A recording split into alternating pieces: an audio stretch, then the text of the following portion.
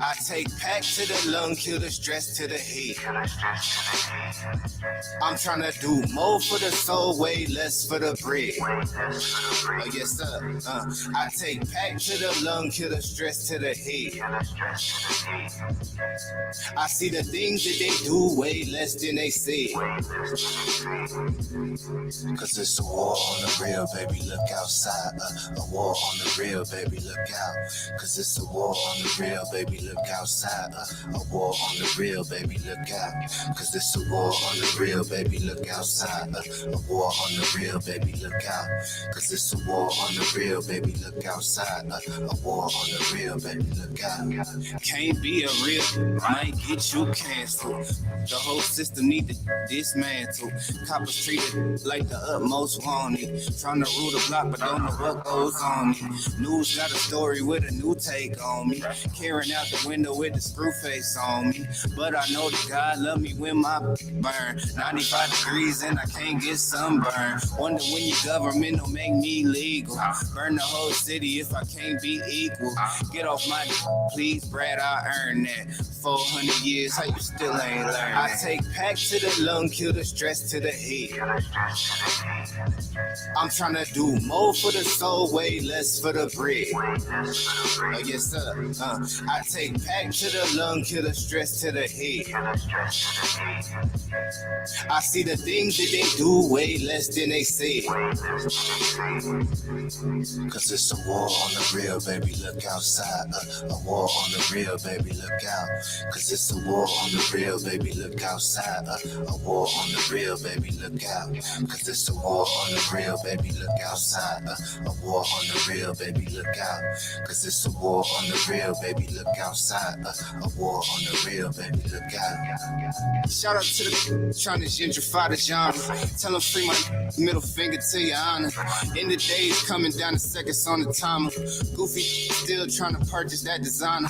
About to buy, learn to grow my own food. Cause I don't like the look they give me in the Whole Foods. And when you stay ready, you ain't gotta get ready. But it ain't on me now, I'm limping cause my heavy. But ain't sweet, think we thin. My whole attitude on MC Ren. It's my neighborhood now, Bob, I bought that. 400 years, how you still ain't caught that? I take pack to the lung, kill the stress to the head. I'm trying to do more for the soul, way less for the bread. Oh, yes, sir. I take pack to the lung, kill the stress to the head. I see the things that they do way less than they say. Cause it's a war on the real, baby, look outside. A war on the real, baby, look out. Cause it's a war on the real, baby, look outside. A war on the real, baby, look out.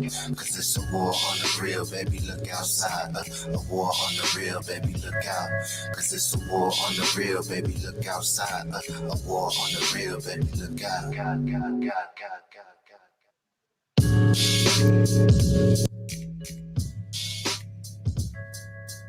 The Rising Show in the house. Grand Rising, everyone. Grand Rising, everyone.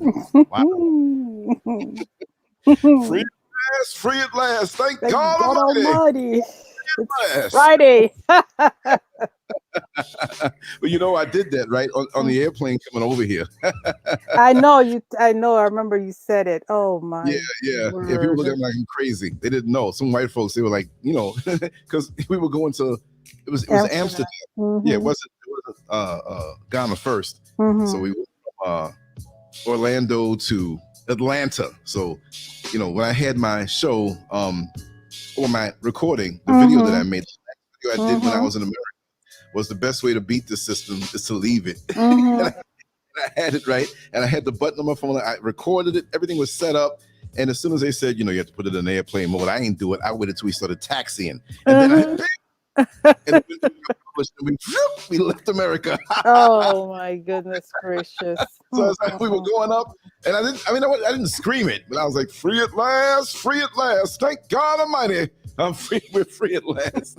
And they were looking at me, and I was like, I ain't never coming back to this damn place. Oh my gosh! They're looking at me like, he had plans. I know Mrs. Scurv was like, God help me. Well, you know, in public, I don't care. Like, if I want to say something like loud or whatever, I got that shit where I'm going to say it. Like, I'm not saying it's a weapon, but people that know that about me, it's like, don't tick him off. Don't get him in that mode. He will do it. I know. Oh my goodness gracious.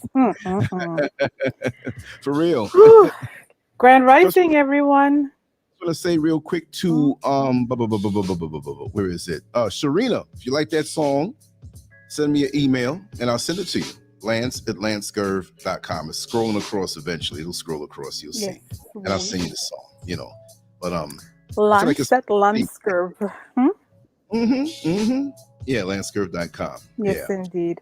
Everything Hello, lovies. Hello, sweetie pies. Hello, my dear friends.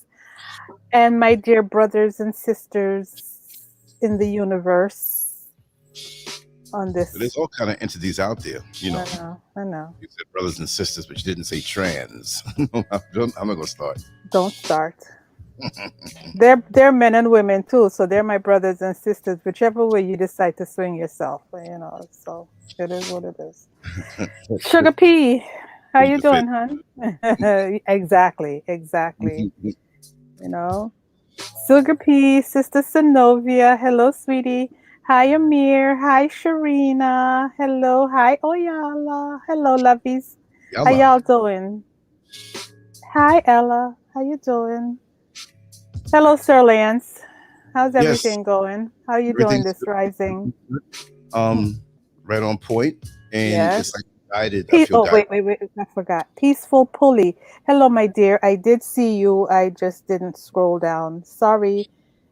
I need to know, is Peaceful Pulley a brother or a sister? Because I want to be able to address you correctly. You know, we started deleting people already. Good God. Oh, Hi, God. Superman Heru. How you doing? Oh my gosh. God, early. Are we doing that? Are we doing it? If I feel it, so I'm not going to promise. It'll be a surprise because like I got to run. I got to keep this show down to 90 minutes. I have to get out of here. But you know, we're I'll get home and tool around because like I said, I got to rearrange the table. I got to connect that Apple computer. No, you still didn't do that yet. Long overdue. A lot of things on this table that's been sitting here just like this for like the last 3 weeks. Miss Skirt just picked dust under it, whatever. But I got to really get this in order for the next level because there's the next level. Not no big, but there's always incrementally things that I look to improve. And that on that, it's a technical thing. So when I run out, clear my head, do what I do, come on in, then I'm going to tackle that, which shouldn't be much. And then play around with certain things, not do it, but get to know certain things. It's just like we're broadcasting on YouTube back because of the 2-week ban being off, but we're still also on the show.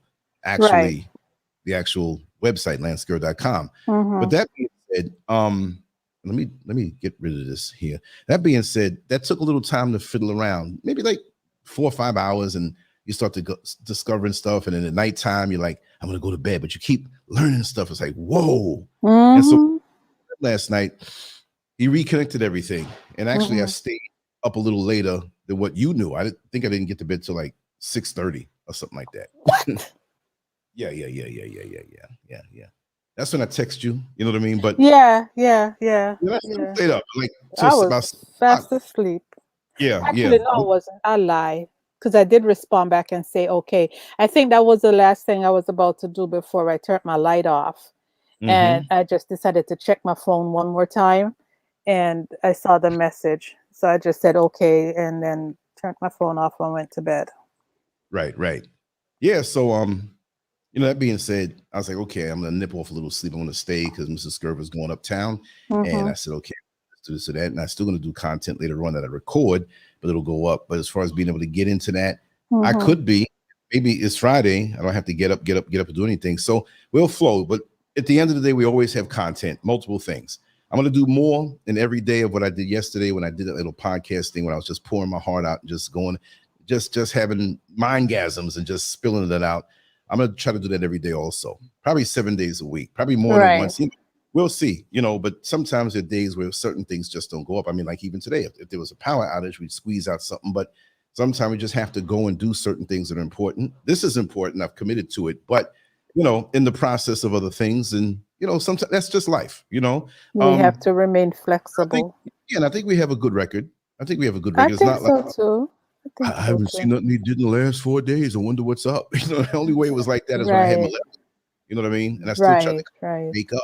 And we've been on it all the time. So exactly. I don't compare myself to other content creators, but some people do want something once a day. That's cool. I mean, they have full lives. And if people knew what it takes to set these things up, whatever. Now I'm not talking about, and I don't have a thing against them, the phone like content creators where. And you can do fancy things on the phone, but you see them pick up the phone. Hey, how you doing? So on, so on, so A, B, C, D, E, F, G, boom. Okay, see you later. Click the button.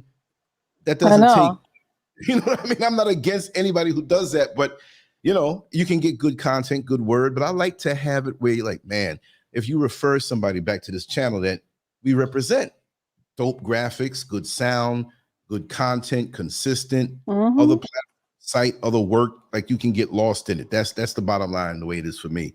So that because that's my personality. So it's got to be that way. If you see me something up real quick like that, it's because something just happened and we need to see it. And maybe I might just go live, like, yo, there's a shootout over there. Oh, I saw Obama over there with a cross dress. I gotta catch this. You know what I mean? I don't know. Certain things, then you'll understand. This is why it's rough around the edges, So I wanted to, since this is not going to be like a 3 hour or whatever, I said, let me just touch on this for a few minutes, then we can kind of flow and enjoy ourselves, whatever. But I saw this yesterday and I thought about it. And there's a whole lot of things I could have because we can still talk about the other things, whatnot. But, when I said, did motherhood change everything for Nicki Minaj? It's going around recently that, she was asked to do a song, that she didn't want to do. And you're like, wait a second. That's what caught my eye. Like, okay, I'm going to read a piece of this article off and then we'll flow after that. We'll just knock this out in 5 or 10 minutes. But it says, Nicki Minaj says motherhood inspired her to rethink explicit lyrics. Okay. Motherhood inspired her to rethink explicit lyrics. So she's really thinking, okay? And under that says, the 10-time Grammy nominee says she turned down a feature on Gunna P Power during her pregnancy. Gunna's P Power. Okay, Gunna. I guess he's another rapper. Okay. And they have the video on here, and I'm going to put it on the actual page in a few. I didn't do it because what they have it here on the grill, but it's not where I can take it off here. So I'm going to have to go and switch it up during the show. So, because the page that you're on, if you're on the page and not the home page, I try to have all the information there and try to scroll down to the bottom when you can on that page. Not the home page is not there, and leave a comment. Even if you cuss me out, you know what I mean? Or just say something. Just talk about the topic at hand. Because it takes a lot of work to set this thing up like that. But it says, let me just read off a little bit so you can, I'm not gonna read the whole article, but just so we can see where we're going. The Queen's rapper, okay, boom. Is that it? No, it's more about that. Parenthood tends to change many people and music stars are not immune. Nicki Minaj has been one of the most popular rappers in the game for a long time, thanks to her provocative lyricism.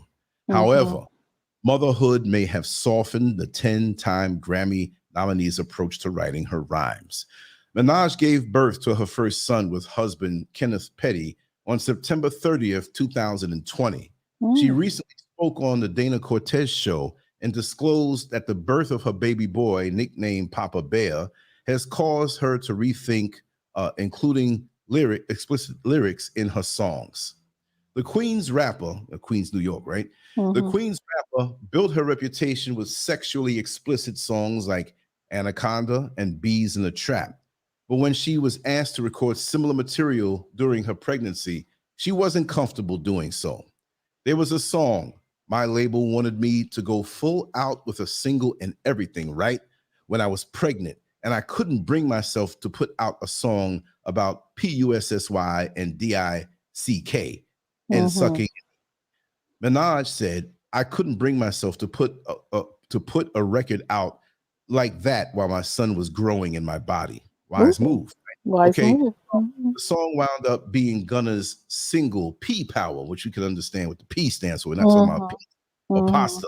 Although she was asked to do the feature, Minaj decided to decline. As a woman, as a mother, you have every right to make that choice. You decide what's comfortable and convenient for you when you are with a child.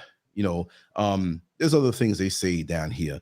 And what does she say? Is it relevant? She says, although she says she may now be on a different path creatively, Minaj says that she isn't bothered by other rappers using explicit lyrics. Nothing wrong with anybody that was able to do it, but me, I just felt in a very different new space, Minaj continued. So, you know, that's good. And I understand, you know, when you have a child inside your stomach, okay, you know, the vibrations, the things you think, and if you don't, even if you don't have a conversation or say words, how you feel. Yeah. If you're angry and not talking, if you're lustful and not talking, if you're jealous, that's you. That's all transferring. Yeah. It's all right. You're setting the foundation. That's a wise move. Maybe somebody got to her or whatever.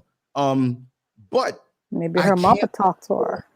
I can't recall, but many, many years ago when she first came out, she was talking the crazy stuff. And like we had Rudy Ray Moore, we had, you know, Red Fox, Richard Pryor, all these things. Those are adult things, but it was put out into music. Like today, like what Nicki Minaj was doing from in the very beginning, and she's not the first. It was done, you know, 10 years, 15 years.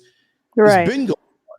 But now what my disagreement is, and I saw it firsthand, was that there was a point where she was very defiant in what she was doing. Right. But it was at some point, it was like she was very defiant and didn't want to hear it. She didn't care about what other, you know, younger children were hearing. She wasn't concerned with how parents felt about her music, you know, reaching the ears of their children. Right. So when people will bring back at me and say Richard Pryor and Rudy Ray Moore and Dolomite and all those filthy stuff, that stuff was not marketed to kids. It wasn't marketed to kids. Nicki Minaj was not marketed to middle-aged men or women in the old folks' home or even just grown folks. It was aimed at the kids. And still, I'll say it, you know, the industry uses you for what they want, right? Now, she has a hand to sign off on it. I don't know whether, okay, I'm making money, I'm getting famous, whatever. And of course, she's in a different state of mind. I won't take that from her. I'm not knocking her. All I'm saying is that there was a very defiant thing that many of the young girls who are coming into their own. Now, see, this is where I have a problem with now. When Nicki Minaj was talking all the sexually explicit stuff, she was preserved to a certain point, meaning that those who, and I don't know what company and what agency and whatever, I don't know that stuff, but those who promoted her and worked along with her, right? They pushed it too, but they wanted to, if you're the cash cow, you're going to want to protect the person. Right. So she's getting all this money for these music companies, right? Who she's connected to or under contract to. So they're not going to let her go out and just be wild like that. They can't stop her from like going somewhere and giving it up to somebody, whatever have you. But I know that even though she was saying this stuff, she may not have been living like that lifestyle, right? We're older and we understand that this thing is a business, right? Right. I mean, if I go out in the street and I run into somebody and talk, whatever, I may not break out wild like I do on the actual show because I know the show is a show.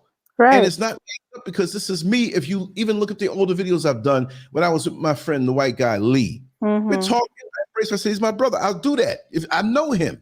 Right. I'm not just dismissing him because he's white, but I know most folks will, because we spent many days and weeks and months and years at that point because I wasn't working there no more. So I know certain things that I do know when you draw the line. You know, I'm not forgetting that.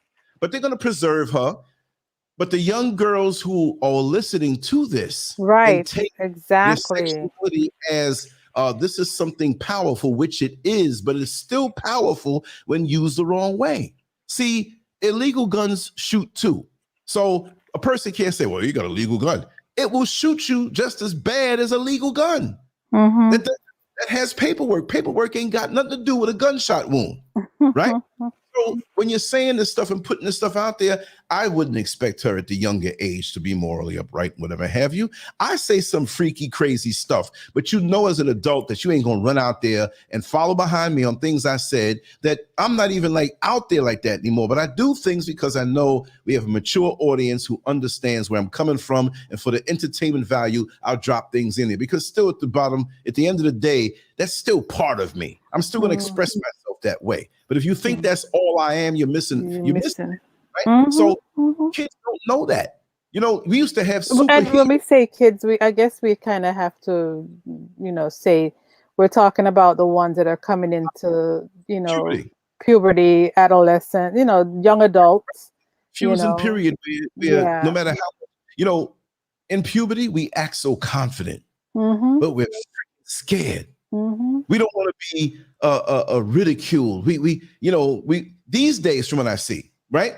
I mean, puberty is puberty. I don't care how much you know, you're still gonna be wondering, do you look funny? Do my teeth look funny? I got a face. You know what I mean? I don't have to worry about that. I'm just saying, right? But certain things, like, young men, insecurities they have. Oh my God, my arms are too skinny. My gut is fat. Well, I can say basically for me, my father, training from 13 years old, I never really had to be bothered with that. I just wanted to be better than what I was. But I still had insecurities, even in the pictures that I put up, it was like, oh man, I got to get better. So you never enjoy, and that was long past puberty. And even, look, my story. All I'm saying is that with these young girls who went out there, followed behind Nicki Minaj in the lyrics that she put out there, and the music may have sounded good, they can't pull away like Nicki Minaj can. And Nicki Minaj has money.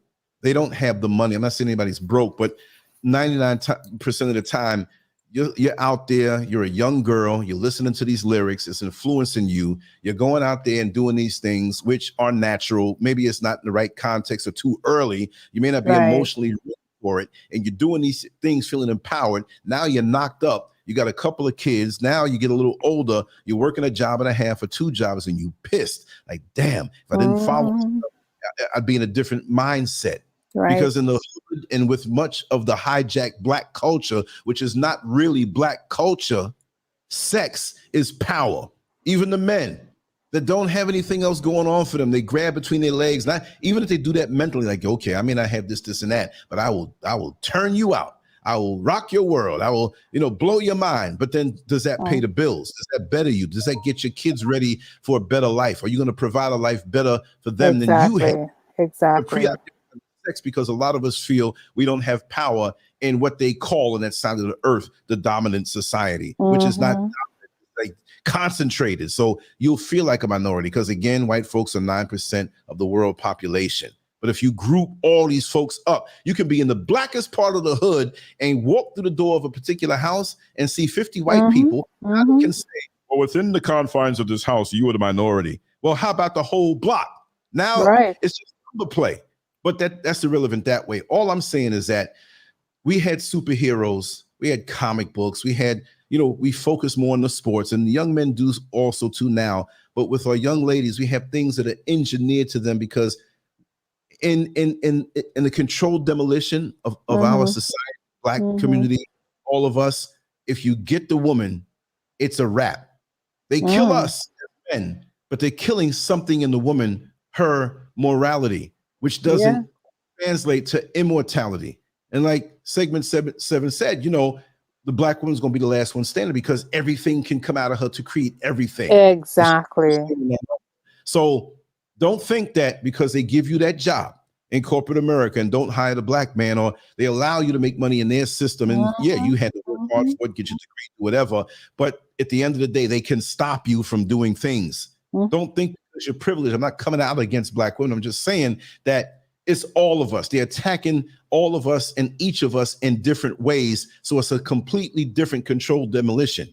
Just because one building had the bomb high up, and the other side of the building had the bomb real low. The part where it's real low can't get back to the other side. I don't see no bomb on your low part, but it's up top. It's one building. We're one people. And start this separation stuff. Right. But we had to occupy our minds. You know, even though some of the superheroes in the comic books mostly were white, we had some black ones. But the thing is, it was not geared toward pushing sex. You understand? Right. You know, we had things we did that weren't geared toward pushing sex. But you're 12 and you're 13, even when you're 11, and you see this woman with this bright hair and the different looks. I mean, when I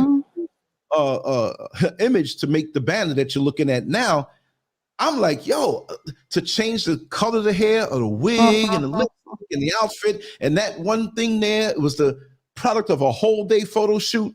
Like you see a picture, it's not like pose, picture, click. No, you had makeup artists, you had cameramen, you had people who were there.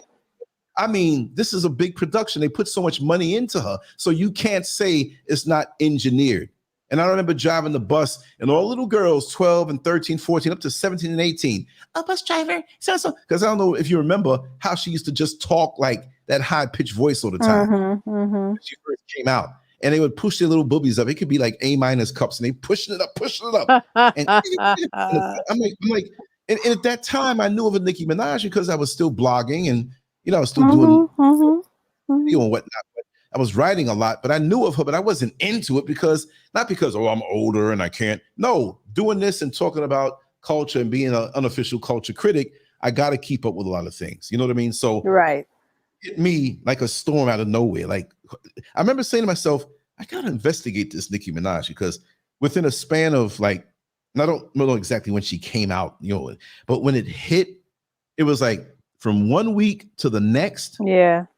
These young girls went from just being regular and they started getting like wild in their dress. And it's not, you know, we went through that before, we old punk rock, rebellious periods. I understand that, but now it's charged in a sexual way that was so explicit. You don't even need to look at porn if you just listen to what she's saying. And if you listen to what she's saying, it will lead you to want to know what's up with what's going on. And now when you look how easily accessible porn is, you know, what I'm trying to say is that the slice of Nicki Minaj, I can't blame her for everything, but she's a portal to bring people into other things at that time. Right? At that time. Now, you see something porn-wise, you know, I've heard a lot of girls say on the bus over here, them young, 13, 14, 12 years old, that they learn how to perform oral, and that's all I'll say, on a man through watching porn. And they were comparing notes because they felt as though it was power. Like if they went home, didn't have no money, and they couldn't get the clothes and get dressed up, whatever, you go where you feel most empowered and most welcome. And so they would do themselves up. I knew young girls who they'd go over to another girl's house. And this is kind of some people that I know, so I won't say who, right? I'm not going to say names. But they would go over to the next person's house when the parents weren't there. And that was a place to stash their clothes. Right. So they didn't have those kind of clothes like, even though I'm out in the world and I'm wearing my Catholic school dress on, I hope my mama don't go to the room and go through my drawers, whatever. So there were certain households that were more permissive, where you can use or two, and the friends would come over there, change and do their little whorish stuff, go back over there, change back, and go back home. Go home. My God. Yeah, exactly. So I have friends of mine who have daughters and stuff like that, and they say, "Come on, let's swing by. Oh, yeah, this bathroom's being used. Go to," and you walk past and say, "Listen, I'm coming back here to the bathroom to use it. Whatever, I'm coming through." And then, you know, they don't even hear you. They got headphones on, and you see 3 girls underage putting on freaky stuff, but the father don't know what's going on in that back room. Wow. Listen, you need to check your daughter. I wasn't looking for them. I know where the bathroom is, but I announced myself and you heard me, but you know, this is what I saw. And you got to tell it. You can't just ignore it. True. They might make a life-changing decision that may bring them an STD or a child they're not prepared to take care of. You see what I mean? Or worse. Right. But we the overall thing, all I ask in your mind, if you're not thinking this already, is to think about, it may be Nicki Minaj. It might be porno. It might be a rude and crazy athlete, but something that leads you into this wheel of doom and death and destruction that they're putting out here for us in an engineered way. These parts are not related. And I just find it funny that Nicki, I'm not mad at her, but Motherhood inspired her to rethink explicit lyrics. You know. She didn't have the to do so, but look who she left all the women that young girls that she inspired, the things and decisions they make, they just can't jump back by saying, I'm going to rethink my lyrics. Like, okay, you led me here. Now you change up. But here's the thing. We grow, right? We grow, we change. She did what she did at that particular point in her life. And yes, it influenced a lot of young girls and maybe even young men too. But ultimately, responsibility belongs on parents for the most part. Yes, like you just mentioned, your friend's girls, he didn't know what was going on with them. And, sometimes it's hard to really keep a track on exactly what your children are doing or what they're watching. But we have to, take some of it as far as how our children behave, the music they listen to on the regular. And if now at this point in her life, yes, her being a mother is making her realize the errors of her ways, or, the fact that she can't do that anymore, or she's not comfortable doing that anymore. Well, good for her. Good for her. Because now she might be in a position to where she can now speak to some of these young women that she influenced poorly and say, hey, it's not all a bed of roses. I know this happened and that happened, and it's, it's not something that I would recommend that you just go out there and do. That's how I see it. And look at what she said. Which is going to influence pregnant women also. She couldn't see herself putting that kind of music, out there where the essence of it, the energy of it is going to affect her unborn child. That is so damn true. It will affect. It will affect. Yeah. Somebody got to her and taught her some sense. But maybe her mother, maybe her aunt, maybe somebody who. It's the only thing that made her change her mind. She doesn't have any nieces or nephews that she can see. I saw that. Yeah, exactly. I'm not gonna knock her and say she's the one who was leading, because we know she's part of it. Right. Right. She was used, manipulated, and who knows? Maybe she was gung-ho for it because of the money or whatever. Maybe she was doing that. And we do have some entertainers or even people in life that, say, for example, when you're a young kid and you saw this mean-looking, imposing neighbor just walking down the street, before they were mean, but you learned they were the nicest person. Like my dear brother Britton over in Orlando, he would ride the bus and everything, and he saw me for years. And I greet everybody. Okay, how we do? So I was always professional, but he had a secret nickname for me, Stoneface. Like I wasn't trying to look mean. I just happened to look mean because I'm doing my job and I was deep in thought. I was always wondering, go home later on, it's going to be the wee hours. What am I going to write? What am I going to record? What kind of show am I going to do? So I had my mind there to take me away from the average stresses of the job.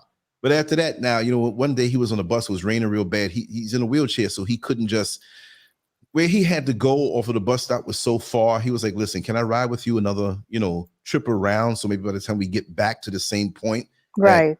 I said, no problem. So at that point, it was nighttime and there was not many people on the bus. And so he's a little bit back, not all the way back. So he's right there. So we started talking. Then I started joking. And he was like, I got to tell you how shocked I am. I thought you were the meanest person in the world. I said, well, what did I do? He said, you didn't do it. But year after year after year, you were just like a mask. He said, I used to have a certain name for you. I said, what is that? He said, Stoneface. Oh, wow.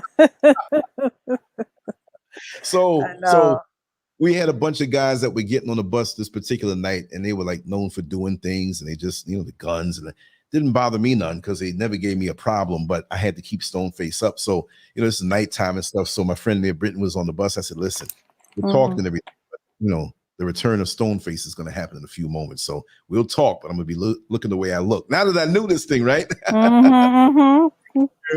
Bus driver or whatever. So they always respected me, but I didn't want any gunplay, because if I approached them a different way and became their enemy, and I know their older brothers from working in the jail, I know what kind of, pedigree that family is. I didn't want to get on that side, but they always respected me, Right. But, think, like I said, I'm not going to blame her for that whole movement.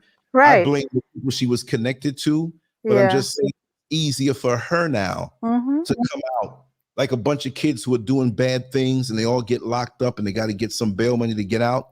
And the ringleader was really the one who came from the affluent family. The family came down, like bailed her out, and then the rest of them are left in jail. Left sitting there, exactly. Exactly. So using that example for the present, because we can't change the past. For those young ladies, and I'm not just putting it on them. Of course, it's the parents. But like with the chat room, the parents can't keep up with everything influencing their mind, and you can't let stuff in. You got to be careful with these phones and careful with the computer and careful with the TV. But you got to offer something else. You just can't say, "Don't do this." You got to have something to say, hey, do this. Do this instead. Right. Let's sit down and read. Let's take a trip to the bookstore. Let's do this. And after going to the bookstore, you go to a nice restaurant or some kind of restaurant, or give them a treat if you don't have the money to go to the restaurant. Like, okay, we're going to cook this up when we get home. This is your favorite, whatever. Do something and give them some reward and incentive in the beginning. Right. At least like you're bribing your child.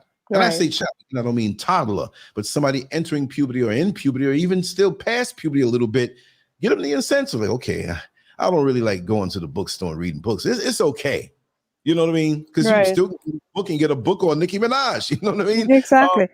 But do a family thing. Do some group thing. Get some other kids part of your family. Make it something that they can look forward to, where next week, is your mama going to take us to go to the bookstore? I'm not really going for the books, but I sure love that restaurant we go to after. Let it be something that they desire. Exactly. And these music companies in the industry are going to aim at our kids just like the LGBT. And so when we bring that into it, so I didn't do anything to no kids. We're not saying you did, but what represents you does. And they go after them in schools and in music and the rainbow everywhere. I'm not hating on you. I might defend you or defend you from getting beat up or something. I'm not the one to do that. I'm not hateful to nobody that way. I'm just saying that leave the kids alone to be damn kids. Let them learn expand the areas in their mind where they're aware of the icebergs, they're aware of the jungle, they're aware of the deserts, they're aware of different cultures, they're aware of different weather, they're aware of different culinary delights and foods. So then they come up and they're bored and they get shoved in their face this thing that's engineered, pushing sex. And then we got pedophiles out here who probably were molested back in the day, and they're going to do the same thing back. And it's not so bad now, even though it traumatizes them. And a lot of these young girls get molested, and then they get mad and say, this is what men want. Then it's all about money. And so you have doing stuff, 12 and 13 years old. They weren't even, they were groomed and they see Nicki Minaj, someone sucking dick and all this stuff. And so it may be annoying to them, but it's like, okay, I can get money, and they focus on that. And there's a part of their soul missing when they get older. And now, after a couple kids, or if they don't have any kids, they're damaged. I'm not saying they are damaged, but the circumstances made them that way. And then now they get a little older, and things heal over the wound.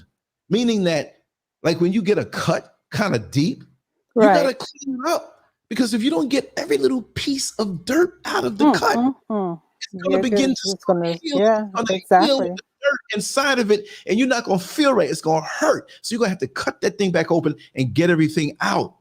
So how many of us have healed somewhat with some kind of toxic something inside the wound, so outside it looks good? You went and got a good job, or you started a business, or you didn't get caught up in drugs. You got, oh yeah, you're okay. And then now you get into a relationship. I'm not blaming women, because the same thing goes for men. But since we're talking about the influence of Nicki Minaj, that's what we're talking about, right? So now you get in a relationship with this seemingly well-rounded person who has some sense and moral uprightness, even though they might have did something when they were young, but they're damaged. Yeah. And we're not scars. Now, I'm not saying you are damaged and I'm not. I'm not speaking in a condescending way. I'm damaged too. I'm just as jacked up as the rest of them. The next person. Yeah. I just know where it is, right? We all know when we have a dog where the doo-doo is in the yard. Well, you don't want to walk on the left side and the back there. That's what the dog be doing all the time. Goes out of the way and say, hey, I'm gonna whip you because you're not supposed to crap on this side of the yard. We got to know where our crap is to be able to heal it. So we get this individual, and things go good. Year and a half. We talk, okay, well, it's time to get married, whatever. Even that goes good for a while. But maybe 2 or 3 years in, there's a unique circumstance that happens that ticks this woman off. Mm-hmm. You owned that. It looks like it's healed, but it didn't come out. And the unique circumstances turned her into something else that you thought that she would never be.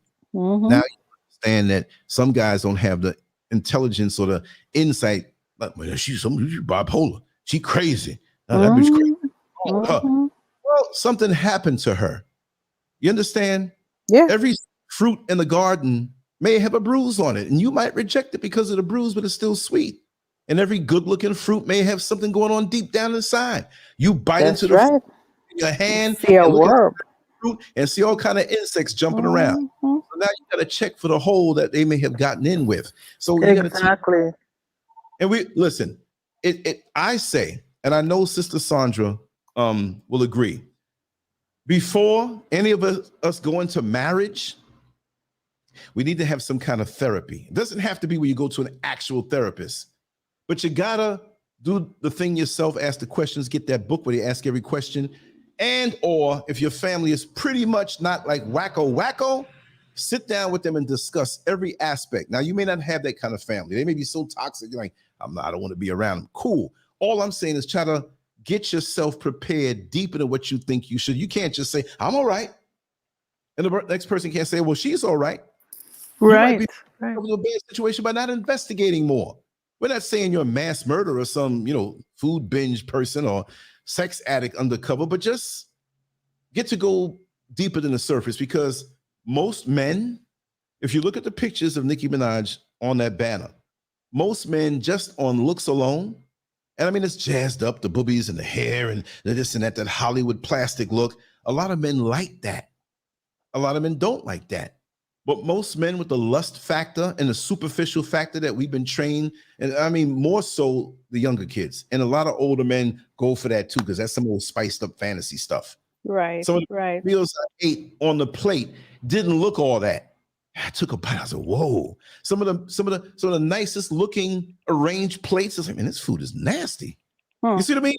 So I'm not saying shit. All I'm saying is that we don't dig deep enough. We go for the superficial. Damn, that girl look good, man. So, man, she got money. She might be crazy. She might be your worst nightmare. And you're looking at the looks now. I'm not saying just her, but any woman. And this goes again for the men, for the women who are looking at the men. I'm not coming down to the women, right? But then the looks become a mockery. You're like, I'm laying up in the bed with this person. And we all have that moment where our mate is laying down, sleeping, down in the sleep. And you wake up and you just watch them. You just look at them. You're down on the pillow too. You're laying and you look at them and you're trying to figure, like, okay, look at this person. And do I really know this person? Or at that thing they said the other day, what do they mean by that?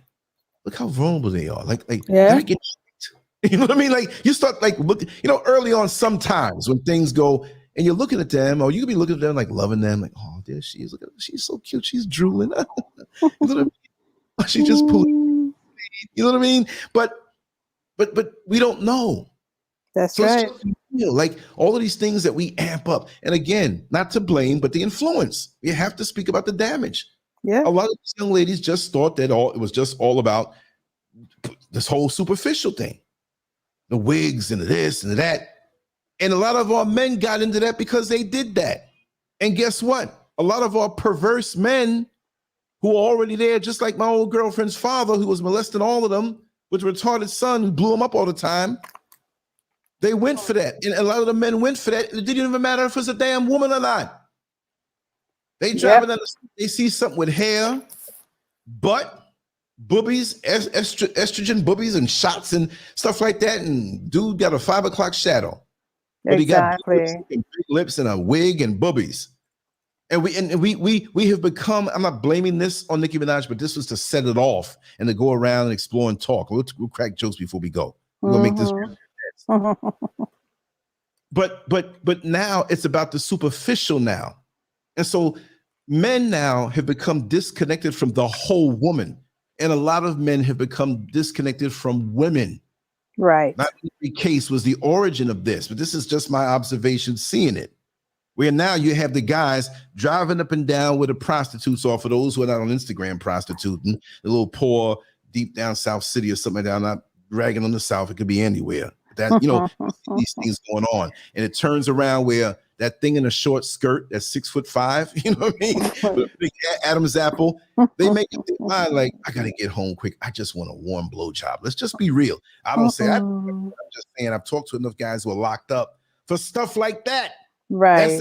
Right. I've interviewed and talked to a lot of people. I had a lot of experiences. I've talked to people. Man, I was on my way home, man. You know, and I ain't gonna lie, man. You know, I don't care who sucked my dick, man. I'm into women, but you know, just to get off, man, really? Damn. You know what I mean? Damn. I'm listening, you know. So yeah, man, I would pick the dude up, you know. I didn't focus on the fact that, you know, I couldn't see no Adam's apple when he was down there. Oh my God. I told him, don't use your hands, man. The motherfucker had big ass hands, twice the size of mine. So I got into the illusion. He had the blonde wig on, the lipstick, and I told him, you know, make noises. So I whipped up my phone, porn, think about the chick in the porn, them two girls doing the guy, and the dude was down there, and all I saw was female stuff. He had a little perfume on, but he stunk a little bit, but it's like it's still. So I focused. So what I'm saying is that was okay. Men can oh my God, focus on. That's why there are a lot of lovely larger women out here that I've had experiences with in my life, blew my mind, right? So I'm not saying, oh, the fat chick. I'm not saying it like it's something bad. It could be something good. You know what I mean? It could be something good. So meow. yeah. So you know, there was a woman I knew who was very insecure about her weight. She wasn't like 600 pounds and like that, but she was very insecure. So I'm not saying it's me, right? But I was privy to certain knowledge, right? She just loved she didn't want the lights on. She didn't want to be on her back because of her belly. And she always had to wear something around her middle. And every time you're talking to this person, I knew her, but it wasn't me that, you know, but she was very open about her sexuality. And I knew guys that dealt with her. And she didn't care. Even when you're walking down the street, she always kept her hands in the middle, hiding, like trying to hide. If you took pictures, she'd have to like kind of hide halfway behind somebody else and put a hand over her middle. I noticed that when I was driving the bus. If there was a woman who was just coming out, you know, in her rollers and her house coat into the corner store, but the corner store was like 5 blocks down, it was going to rain soon, she'd hop on the bus. I'm like, go ahead, you ain't gonna pay. You know what I mean? But as the bus approached, this is the next time for anybody who is riding the bus, right? Especially when it's like work hours, you know, rush hour, the morning rush hour, not the night rush hour, because the night rush hour, people don't give a damn. They're done with work. But not just the morning, but even up to 10 o'clock when, you know, retail starts open up. So you're 9:30, you go in there. As the approaches, and they know they're about to get on the bus, and there are people on the bus watching them. They know this, like the bus car, here come the bus. You start doing things that you're insecure about. When you put out the little makeup thing with a mirror and start putting a little more foundation on.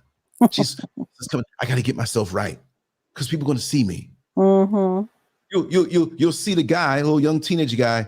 He'll pull his t-shirt, the arms up or down. He feels his arms are skinny, or if he feels like insecure, but he got big arms, muscular arms, he kind of pulls it up and flexes his lats and tries to stand there. Why? Oh dear, are you serious? Yeah, no, but you see these things. Maybe a lot of bus drivers don't understand it or see that. You know what I mean?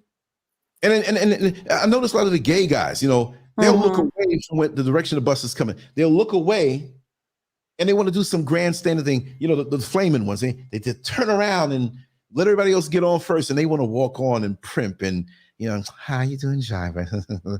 It's crazy. I've seen the same women, right? I'm not picking on women. I'm just saying that when they're not done up, they might be home, or they might be a welfare mom, they might be a stay-at-home mom, they might be somebody who's just not doing much. And they run out to get something for their child, and they get their neighbors. Watch my babies for me. I'll be right back. I'll bring it back for you. So they hop on the bus to go 5 or 6 blocks. That card that they swipe always works when they don't have the makeup on, when their hair is under a scarf, when they got the it always works.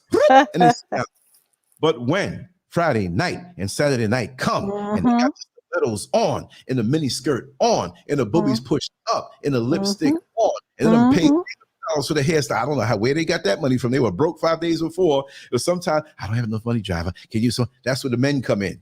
You know what I mean? They run and get this money from the men and do what they do. But the hair is done and everything in their mind is Nicki Minaj up to the max. Even Nicki Minaj. I say, God, dog, worse than me, girl. Where you get your hair done? When they get up on that bus, for some reason, the fare card does not work. You know why? Because they want to be seen. Right. See, when they weren't done up, this is more of a hood mentality. When they're not done up, that card works good. They don't want nobody seeing them with no makeup and the skin and the pimples and the discolorations. I'm not putting nobody down. This is reality. I love you all. Whether you're a little ignorant or you're at the highest level, it's a journey. I can't be mad at you. This stuff I did years ago that was straight stupid. I'm embarrassed about now. Oh, but the card never works. And of course. And every time they swipe the card, the butt moves a little bit from side to side like they're wagging their tail. All of a sudden, they swipe it again, and it falls out of their hand and on the floor. They gotta pick it up. And down, and when they bending down, they turn around and see who looking at their butt. Now, if they got a girlfriend, the girlfriend's gonna be like, they're watching all that, so they don't turn around when they sit down. Girl, that guy in the blue shirt, he was all up in your ass. So know him. They say he make a lot of money. He looking at you. Better smile back at him. I mean, I'm not saying all of our sisters are like that. All I'm saying is that there's all this influence. We put weight on the wrong things, and actions outside of our community are not looking to heal us as a people. They're looking to profit from our decadence. They're looking to profit from our low vibration. And we've adopted it as our own and call it Black culture. That is not Black culture. Again, what happened? I'm scrolling down on YouTube. I'm looking for a song to play when I was making this banner. Natural high and always and forever. They had certain songs that kind of meant a sexual thing, but you didn't know it as a child. But it wasn't overt, right? They didn't break out the Richard Pryor, Rudy Ray Moore, or Dolomite after everybody went to sleep. Now we found it and we laughing. Right. We put that bad boy away and not get caught. And so we understood that even our parents knew that there's a dividing line. But now you have parents who are going to the club with their daughters. Exactly. You can go to a function with your daughter, but not the club. We're all cherry spring it up. Even that TV show that showed the low vibration influence children. And why is it that most of the time they sprinkle every race on Maury Povich, but of course it was mostly us. You are not the father. You are the father. And look at some of the fathers that they had as examples. My God. Look at the women that were there. Dude had in his head, his mouth like a can opener, looking like Kukla, Fran, and Ollie. That little thing for real. Unbelievable. I haven't heard that in a long time. Guys, Sister Garden of Make Believe, the wonderful Garden of Make Believe. The magic garden with the little two women with everything is fresh to me. You sounded like a no. No, for real. It's crazy. We had almost boring stuff, but we liked it. Until the people got the sinister people stepped to the forefront, and we're going to put these niggas into a lower vibration because they're too powerful. We know the time that's coming up. We got to reduce them so they don't see what's going on. The time of reset is coming up. Jesus sitting down doing nothing for themselves. We got to have them. And sex is powerful. Yes, it is. And I'll still say sex is good, and it's a gift if used right. And when you're with the person you're with, even it can be healing in your freakishness because at least you can identify it. Have somebody you do your daggone thing with, stick with them, commit to them, and build. You can still do that. Sex is healing. Yeah. If it's just open-ended like that, it will drain you. Not just physically. You'll be all over the place. Listen, I listened to an interview on Soft White Underbelly. Say there was someone who came and was listening. They said, I think it was Sister Azula. I don't know if she's here now. She's still here. Oh yeah, Sister Azula. I think it was you who said something, because it's a white man that ran the thing. I gotta say, there's a lot of black folks there on those interviews, but it's not exploitation. Right. And our white folks there spent everybody because he's in Skid Row. He has a studio there, and these people know him. Now, not because he does a lot to help people out, because he has a donation part that all money he gets, and he divvies it out depending. Okay, take this and go get drugs. But he will do things to these people. and these people defend him overall. The people who are intense right there, right? But one time I listened to an interview, he was being interviewed, and it was like glue. I was like, who is this guy that's making these, you know? And I was so as I was listening to it, and he was speaking about why he did it and what he came from. The man's loaded. Number one, he's loaded. YouTube won't allow him to make any money because of the kind of content that he has. They don't shut him down, and he still has to watch the kind of language all the way or what he can show. Right. Yes. Like when he interviews the prostitutes, and it's very simple. They sit there in front of a backdrop and they just talk. He may ask an occasional question, but he's a great because he shuts up, lets them talk, right? But he gets no money from them. He made his money as a photographer, had contracts, millions of dollars, but he's not into all of that. Right. He's really be into sharing, letting people speak their stuff so other people can see it in a preventative way. You know what I mean? So and then sometimes he shed some tears about the people that he felt so bad about, and he tried to help them. And some people that he did interview them and got attached to everybody, but like finding out that this person died when they were really trying. Right. Had an overdose, and you know, he was like, he had money for them that he didn't see them, and the money he was going to help them with something to get them out of there for an apartment or something, but they just OD'd, but they were clean for a while. He said, oh damn, just help them. So I understand that. Now I don't really do that, but there are times that I have done that. I've gotten a sizable donation and I was all right. And I knew somebody needed it. And it's like, okay, let me do this. I'm not going to broadcast, say, everybody, when you donate, I'm giving it all away. No, I need the bad boy. But I'm saying that when things were better, I used to make better money on YouTube, but that was not my goal. But if I had it and somebody was short, you know, we do Western Union or what's the other one, you know, and or even pay your money grant or whatever, you know, we do that. And so I never got up on my high horse. I just did this. I wouldn't embarrass nobody like that. And I wouldn't even lie about it to try to make myself seem like a good person. Well, I am what I am. Maybe I got some evil in me too, right? But we all do. Right. But he has a separate program that, like, he set it up with a site that he can do whatever he wants to do. Like we can do whatever we want to do on our site. Yeah. So now he has the hardcore stuff, but because now he's giving more effort and we know about the editing and he's got all this equipment. Yeah, and he's loaded, but this is a separate thing that's growing on its own. So I can't be mad at him for thinking that, okay, this has got to carry itself. He can't keep digging in his pocket. So it's a minimal cost. I think it's what, $10 a month, but the stuff is juicy. Woo! now, on the channel, it's soft, and I'm like, I don't know the guy. I'm not like, well, Lance, if you mention it to your nigger following, then maybe they'll come up. No, you think he'd even last? He said something like that. I'd punch him in the face from across, even though he's on the west coast of the United States, right? But I didn't subscribe myself, and I probably will, but that is so gritty and so raw and so real. And that's the kind of stuff, why I'm speaking about it and why it appeals to me, is the stuff that I was introduced to. Not, my father didn't push that on me, but he told me about the world, shared the world, and I saw types like this, and it takes me back. I talk with types like this from young. Yeah. And he told me what they did and why I shouldn't do this stuff. So this is why the simplicity of that platform, and it's not exploitation, but no way. If I did it, but you know what? They wouldn't even think it's a white man doing it. But I'll say, until I see different, you know, he has the site softwhiteunderbelly.com. But it's good though, because it sheds light on a world that most of us would never see. Yeah, you know, I mean, we learn things from him. We learn things from the people who speak openly and honestly. Depends on the person. Yeah, exactly. You know? Exactly. I watched one last night. As you know, I was up to the wee hours, and it got to me, and I was like, I gotta just go away. I mean, it was this girl. She was messed up from early on. She was speaking about it. You know, and she didn't cry. Sometimes some of the women, or sometimes some of the men, they will cry. But they want to do this, and it's not like, you know, he gives them a little something to do in it and stuff like that, but he doesn't force anybody, and he doesn't like try to egg it on. Right.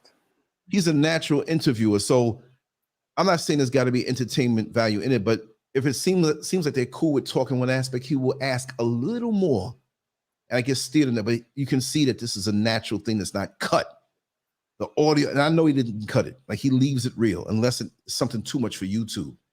But They flow. But what I was listening to last night, man, It's all I'm gonna say broken. is that those of us who have an internet connection who can afford one, we might be broke right now, but we're online, whatever.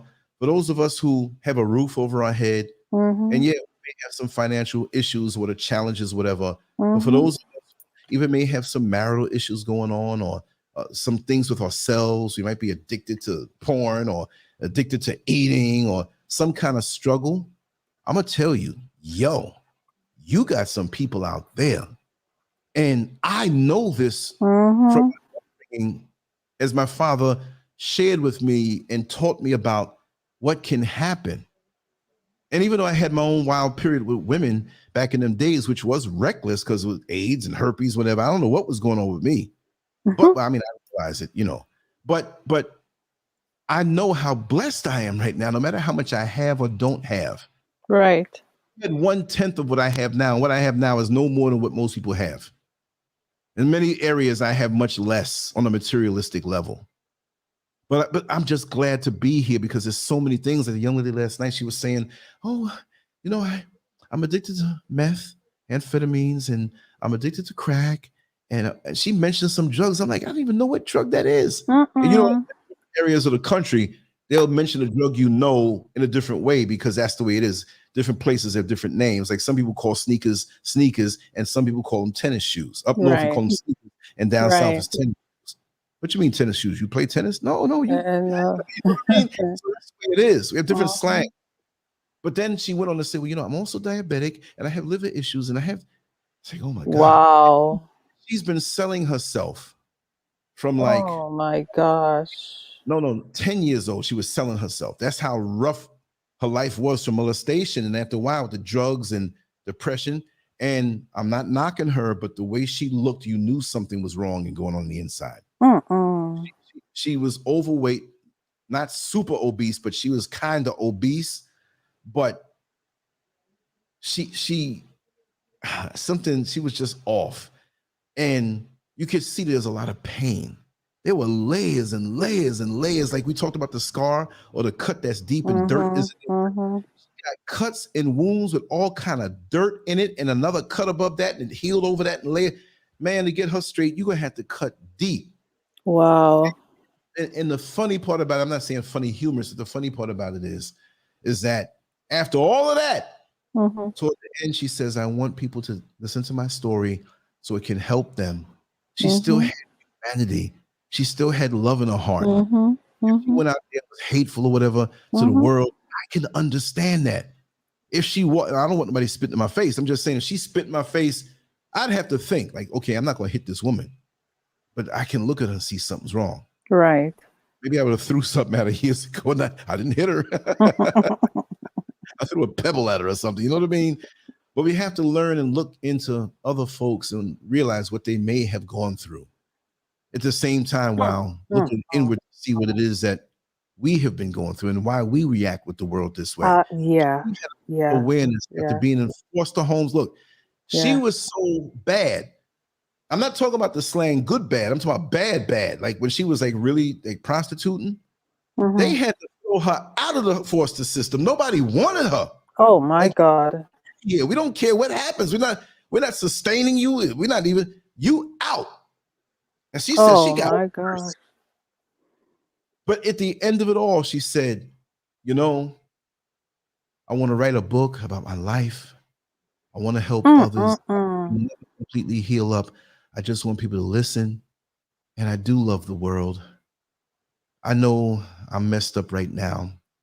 And maybe by the time I'm ready to actually have kids, I'll be too old because I'm not going to bring kids into this world the way I am. And that's a parallel, like what Nicki Minaj was saying. Right. So this woman had a mothering spirit, but she was not appealing in her look at all as far as the world, even the lowest of standards. But her heart was above and beyond a lot of the people who are blessed to have a lot of things, and they have their home, and they have their car, and they have their health, and they're hateful and jealous and envious. You know what? I'd hang with her more than I would hang with somebody who, by the world, saying they got it going on, because she came through a journey. She's the real winner. She's still addicted to some drugs, but the light of her soul shines through with love so much. I can work with that. Right. What Right. people have who are blessed to have so many things, and they're just so damn evil. And they see the next man going up in their area of expertise or somebody pursuing something. And just like that person who sees a mighty tree growing, but it's still a little sapling, you walk out of your way and stomp it. Why you do that? Why you want to kill people's spirit? Why do you want to, there's some people who really and truly, when you really look at it, they're not worth being around. That's why now it's our folks here. Some of them peeping in here and I may not get down with, but I'm just saying, this is enough for me. If you're genuine, I don't care if you're on the other side of the world, like most of you are, I'll vibe with you and feel you more, get inspired, connect with you. Some, I don't even have to see your face, but I know your spirit. Some people that you see every single day that put up the plastic face and never deal with the things and the issues that they have to deal with on the inside, just as evil, and they're like traps. And we get fooled. How can he or she do this to me? They have this good business. I see they get along because you didn't see what's going on at the core. And here we have this woman who's overweight. Let me see if I can pull this up and show this. No. Well, I got to get out of here soon. We still got half an hour, whatever. But I'll do that another. We'll go through some of his and we'll do that when we're on the website only. We won't do it on YouTube. Right. Property, but they're not going to knock me if I do it on the website. And one day we'll go and I'll pick out, and for those who watch the channel, pick out some of the people, 2 or 3 of them, and we'll listen to a little bit of it, and then we'll talk about that particular journey that person is having. And there are a lot of hurt people out here, a lot of people who are damaged, and it's not their fault. And sometimes they may lash out from being in pain. That nice little dog you have something going up in his foot, and you touch it, it may bite you. Not bite you to hurt you, but bite you like, yo, get your hand, it's hurting me. She had a wherewithal in her journey after all, multiple molestations. They would just grab her and just push their stuff in her mouth like at one point. Oh my God, are you serious? Yeah, and being the fact that as a younger girl, she may not have been that person who, if I doll myself up, I can look at that little puberty phase, whatever. No, she was just a receptacle. Drugs. And then the worst stuff, then she had a gun put to her head and forced to do this. And they took the money and all this stuff and working with her down, used. And of course, she didn't develop, she manifested in her physicality. How she felt on the inside. So I can't say, oh, she looked funny. Or it's not for everybody to be. No. We're all beautiful. And you know what? I was taken aback by her look at first. And I knew that, on this show, these are people with pain. But the more she talked, she even had a peculiar way of talking. It was almost like she was almost blind. She had these thick glasses on and her eyes were squinting. But as a defense mechanism, like, I don't think what happened. You saw, right? Yeah. So my thing is that the more she talked, she didn't look like a beauty pageant winner to me. And I saw her real beauty. Yeah. You know what I mean? Yeah. How she cared for her at the end of all of that, because she didn't even speak with any venom when she was speaking about what she went through. Yeah. And if she did, I'd understand, because we go through some traumatic things. And I'm not even a therapist, but I do tell you this much. I put in time with all different types of people, damn near every category that you can think of, just in my life, the way it's been, what I've been exposed to, and me personally, how I will talk to anybody. And I have a little insight into, we all have that. What I'm saying is that I've been exposed to a little more. So that's why this intrigues me. But I really, I would have given her a hug and a kiss and said, hey, let's talk. I'll take you out, whatever. People go, why Lance hanging around that old funny looking girl? You know what I mean? It don't matter. It don't matter. Right. And just righteously, I love that woman. Righteously. Ain't no man love her. He just trying to get with her too to use it. No, because I beat somebody's ass if they try to approach it that way. Seriously, when you see the beauty inside of her. So that means she had so much beauty, so much love, so much caring. She says, I don't want to, and she wasn't saying it like the a lot of us get that photo op moment where we don't really give a damn about nobody. We accomplished something and the camera's in your face. Well, I'd like everybody to benefit, from what I went through. So go to my website and pay $50 for this book. I want you ain't doing that out of the kindness of your heart. And of course, finances are real. There's costs we have to cover. Right. But you tell the person who really, and I don't think she'll just She's got so much going on. She probably won't write that book, but that's her intention. I just hope somebody sees that and wants to take the time and help her. Right, because those are the real stories. Because what she said in that 45 minutes or whatever it wasn't an hour. Maybe it was. 23 minutes. 23 minutes. You see how it affected me? I thought it was an hour. 23 minutes. See? Just 23 minutes. How many of us waste 23 minutes talking gossip on the phone? How many of us waste 23 minutes around the holiday time in a checkout line waiting? I've been here for sometime more.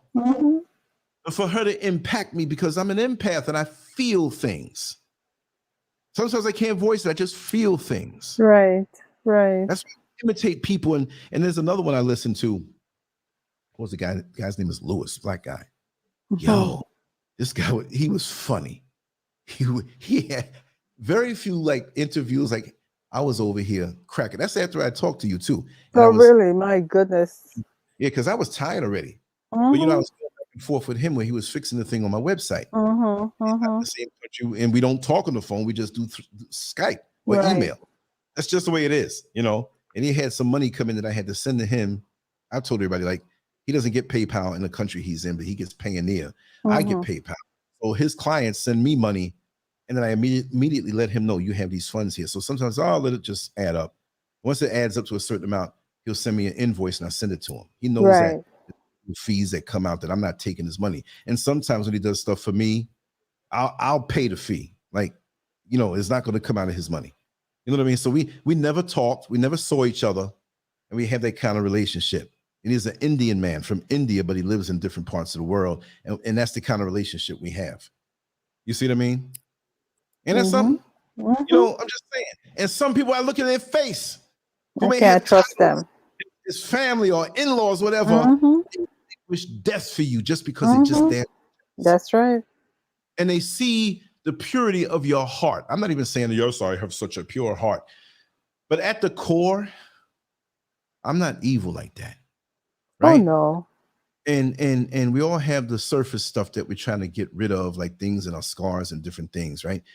We're all a work in progress, and we're all probably going to take a life to work on ourselves, and we're probably not going to be finished. You know what I mean? It's just like that teacher who you get her for the last period of the thing, and the day is going by so fast, and you ain't finished a lesson yet. She'll be like, okay, it's Friday, we didn't finish, we'll continue this Monday.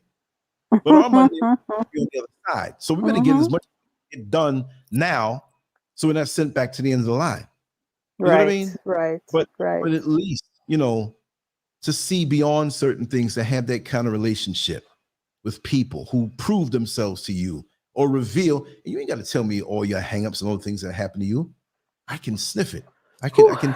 I'm so glad. I'm so glad. You know. No, that's the truth. You know. Yeah. You're right. They price it. Yeah. They price it so high, and they can't get it. You look at my T-shirts. I may put it $1 above what it took to make. I know you got to pay the fee, the taxes. I make them. I don't know. If you want to wear it, I get a joy out of seeing you wearing it and take a picture and show it to me. I'm gonna make a page on the site where all the people who've done that, if they allow me, like I'm not just gonna just put your picture up, right? But it's just like I did this, and if there's ever a time where I say, listen, I'm doing this, and this is what I'm making profit-wise because I need to do this. If you don't buy it, I'm not hurt. I still might loan it if you need it. I can spare it. It's not about milking people. For me, exactly. Yes, I'm all right. Like, and I've said this before. It's not like let's make up a huge. Yeah, you're right. Yeah, just read that. No, it's just that it's not coming through on the other side, so people are not. Yeah, able right. to see it. No, but I said if I ever came into like $1 billion, what the hell am I going to do with $1 billion? I'll be right on your doorstep with my hand out. That's no problem. That's no problem. Both hands. But actually, I wouldn't even use my hands. I would come with a T-shirt, a big T-shirt, and just hold the T-shirt. Oh, you come with a big penguin upside down umbrella. You know, Batman. There you go. Yes. He can jump to the top of a building and just float down, right? No. I'd have a special show, and it surprise everybody. Okay. cash app, whatever. But on the other hand, it wouldn't just be like me throwing money out. I would set up things. I'd set up things that, you know, for different factions. Okay, if you're older, we're gonna do this with you. If you're younger and have no direction, we'll do this with you. If you don't have no job, we'll make this one. So we'll take care of our own needs in our own community. Exactly. And not just get rid of everything, but we'll just maintain that, make it grow, saturate, take time. I mean, change people. You know, like say Sandra Hinton, right? She would have to work for nobody. Not that she does; she works for herself. But there'll be a Sandra Hinton therapy center, some big ass building. Of course, exactly. You know what I mean? Exactly. Yeah. You know, but do everything to heal and to feed because they're immediate needs. You know, you work along with some big companies that want a tax write-off, and you get them to donate all this food. It's going to cost you nothing. You get the women in the neighborhood, men in the neighborhood know how to cook or do whatever have you. You have a free center. The whole place will be healing. There'd be weights and working out and instructors and, you know, just how to get yourself in shape. And there'd be entertainment, decent entertainment. And, no, that's the truth, though. But most of us don't think, oh, if I do that, I'm going to get 5 cars and I'm going to have a mansion in each state. Man, I'm going to have all churches, man. They're going to be running me down. I'll be doing it. And you dying and all your stuff. You know, they fighting over stuff. It don't make no sense. I come into $1 million. Out of that billion. $1 billion? First things first, I get $1 billion. I'll be like saying the same thing you said when you lifted off to Amsterdam. Right. But what I'm saying is that, like, how much does it take to saturate you?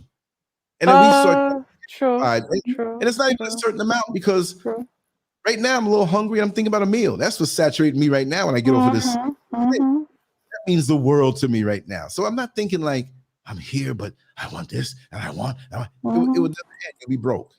If you really have a true nigga mentality, I'll give you $1 billion to be broke in a week. That's true. Especially when you're off and you don't understand whatever. You know, we got some women who can get that $1 billion and they're working and stuff, and you wouldn't know no difference in their life. You come back in a year's time, yes, I still have it sitting here. I haven't thought about it yet. You know what I mean? Yeah. So, you know, it depends on who you are, and that's when life situations happen, good and bad. Right. And sometimes some of the bad may be the money amplifies who you are. Right. Just like alcohol. Oh, I did it because I was drunk. No, it amplified. You was thinking that thing to do that thing already. Be real. Exactly. So people who knock Michael Jackson, oh, he's a weirdo. Oh, he turned into something. He didn't have no childhood. The father he had messed him up too. Even though you can look at it both ways, he drove him to success. Or he whipped his ass, and he saw his father cheating with women and treating the mama bad, and getting other people pregnant, all those things. And they're traveling, and all the boys are in one hotel room, and he's in the next hotel room. The mama's at home, and he hears him grunting and groaning, having sex with different women all over through the night. When there's a lot of things that go on, we think that it's all we see the end result. Right. And when we think, oh, these stars, they have it made. We see them getting out of limousines and the cameras on, and they're famous. Really and truly, do you really want to be famous? What does that do for you? Is it because maybe you have voids inside of yourself and you need this to remind you that you might have some value and worth that can be taken away? I mean, I'm not knocking anybody who happens to be that way, but let people around me genuinely appreciate me for who I am, even with my flaws. You see what I mean? Right. It's really something. This world and the short span of time that we have to figure it all out. You know what I mean? And then we're born into situations where we have to act off toxicity that are already in place. So by the time you get to be 30, by the time you figure it out, it's like now you got your own stuff that's been getting stale that you got to deal with. Yeah. Wow. Navigating and being that adult. That's what the world says. You're 18, you're an adult. Yeah. That doesn't mean, look, some of us can't handle stuff until we're 45, 50. True that. Older and struggling with things and it never leaves. We're in the coffin and you got that grimace on your face in the coffin because you never dealt with shit and they can't fix it. They can't fix the grimace, Yeah, they take it. You never saw before in life. And then just put them in the coffin face down. They had a nice ass.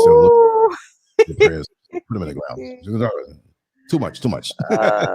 God, it's a No, terrible thing. But yeah, you're right. It's unfortunate, man. It's when you think of it that unfortunate. way, what do You we have know. on our plates that we have to deal with that we haven't dealt or continually read up? Like when you see a drug dealer, I got to go Mhm. re up. He ran out of Mhm. drugs. He's got to get more drugs, so he's got to re up. Mhm. You're getting over this stuff. You got out the household in one piece. You Mhm. might be in a good relationship now. Let's just say you're a woman and you had it's like the family where I dated the young lady where the father molested the boys. There's one sister that's there, right? She's the youngest one. She never got touched by anybody, but she saw this play out. Now she's the youngest, and when I say Right. she wasn't around when it happened, but that was what was whispered in the household. So she knew. You understand? So does it surprise you that when she got of age that she just got away from all of them? And she was very touchy about her life. And she knew that many of them were victims and she always embraced them. But you think that she would go along with the facade of telling people, yes, I had a wonderful childhood. She said, no, I did not have. She'd say, listen, if you only knew. She would never tell, but I knew. And the big thing with her that I found out is that, you know, Give me a second, all right? I'll be right back. take your time. She stay away from them vehemently, like most of them that wanted to pretty it up. She was really close with her developmentally delayed brother. She understood him. And she stood up for him too because he stood up to her, stood up to the father, right? So it wasn't a lot of them were resentful. You got to give daddy another chance. He was a grown ass man. He's been doing this for decades. So all the boys in the family, no. And anybody who thought like that, and she was the one who ended up more monetarily, financially successful than the rest of them. I'm not going to say because she didn't have to go through that. Well, maybe that could be part of it, right? But she drove herself and she had a life that was unlike any of her upbringing and what her brothers and sisters had to go through. And they were very resentful of her. She got married, had a wonderful relationship. And the victims, which your heart must go out to them, but they turned around and they were pissed at her. Like, I don't want to sit around and talk about how daddy molested all the boys. Every time, deal with it. You should have, you were grown before he died. You should have dealt with it. And that's another issue I want to talk about one day. We got people we need to talk to in life. Yeah. Right in front of us. And we're skedaddling around like we're kids. It could be a mother. It could be a father. It could be a cousin. It could be somebody younger than you. But there's things you need to get off your chest and stop being damn polite. Why? Because you have a family around you that we don't talk about those things. We don't want to upset the apple cart. When they say you're the black sheep, or you're different. You're evil. They ain't gonna say black sheep. But that's what it is. They'll make you the black sheep because you've dealt with the issues and you got on up out of there and you're living a healthy life or a healthier life. Healthier life. Yes. And so many of us are sitting up there, coddling and waltzing through life with this dysfunction or this pain. No, I don't want it. And if they're dead, you just have to write that damn letter and burn it. Well, yeah, that too. But if they're in front of them, just pleading with anybody who's listening now, do it before they die. That letter's cool, but that letter ain't gonna get everything. You might have to go to the bathroom and sit down, and you need 3 wipes to clean you up, but you got 2 wipes worth of toilet paper. That's not a good feeling. So get it all out when you're young, and you can see them in the face. Yeah, because it's haunt you. yeah. See how they deal with what you have to say. The rest of the toilet paper, and you got to walk past company. Oh, stop for a second. Where are you going? Oh, I got something to take care of, right? Take care of it all right now while you can. You have to. Yep. You so are right. responsible for you. My hunger is not connected to your brain. You could be sitting there with a full belly, looking like, that meal was good. I'm sitting here hungry, and I'm gonna roll with you. I'm not mad at you, but let me go get my food. You think I don't need to eat? Let's be fair. But to be fair, we got to put it out on the table. And so many of us are afraid to do that. That's true. Because just like that some of the insecure people at the bus stop, they pull out the makeup or they try to act like they got muscles or whatever. We're afraid because we think it's not normal and it's too much that we have to put out and people are going to look at us all funny. You know what I mean? But when you put it out, and I don't mean go with a bullhorn and say, these are my dysfunctions. You ain't got to tell nobody. But you got to deal with them people who put that stuff in you or dealt with you that way. That's why I don't let nothing go by right now. I'm as clean as I ever been, even though I talk crazy stuff. And as soon as something happens, and sometimes like, the biggest revenge sometimes is to just push somebody away and just don't deal with them. Mm-hmm. But don't hold in what you're holding in. Before you push them away and cut them out your life, you tell them how you feel. Don't be emotional about it, logically, whatever, and they'll try to talk over you and act like it's in denial because it'll be like throwing holy water on a demon. Or they'll deflect. And what about you and your past? That's right. They want to tell you something in your past to deflect something off of what you're saying to them. Mm-hmm. Mm-hmm. And you owned it and you got over that. You understand? There might have been a period where you had to go out and prostitute for a couple months. I don't know why you did it. And you got to say it back to them. Right. Raw sometime to shock them out to keep bringing that stuff up. Hold on a second. Let me just say this. Lisa, it's nice that you're putting up these these emoji things, but we don't understand what you're trying to say. And I'm sure you're agreeing with Brother Lance and what you're putting up, but could you write out some of it so that we can at least get an idea? Huh? Yeah. I'm seeing religious, Muslim, Judaism. All these different things. I mean, either you're a troll and we need to get you out of here, or you say something. Mm-hmm. Mm-hmm. It's crazy. Yeah. Anyway, it might sorry. have been. Yeah, it might have been years ago that you may have had to prostitute for like 2 months or 3 months. Mm-hmm. That's your decision, what you made, and the world found out. And they come in, well, back in 1984, I kind of found out what you were doing. And you let them know, well, if you found out, why didn't you look to talk to me to help me? Right. If you knew. So you mean you knew all these years, you didn't reach out to help me? And now I'm telling you what's in my heart about what you did to me or how you made me feel. And you're going to try to deflect this and turn it around to shame me? Right. So now what you do in that case, you bring it up. Especially they love to do this in front of other people. Because they're mad about them being revealed, what they did. So they're going to try to bring up something dark in your past. And you tell them raw. Don't say, well, I used to do a little something back then. No. Yes, I used to suck a couple dicks back in the day because my babies were hungry and nobody was helping me. You had just bought that brand new car. And I'm not mad about you buying that brand new car, but you would go pack your fridge with groceries, and you knew I didn't have no food. You used to come by the house and see how we were doing, and you ain't do shit. Sir. Did what I did. So now what did that? That's more of a diss to you as a family member. And I'm coming to you to clear my chest and clear my consciousness and own up to what but you're not going to own up, so you're going to try to deflect on me. You tell them raw. So that way, when the other family members see that, well, she said it. It's true. That's right. So that's right. Bringing it up? No, you can't bring it up no more. She said it. She agreed with it. Why did you bring it up? Why are you deflecting?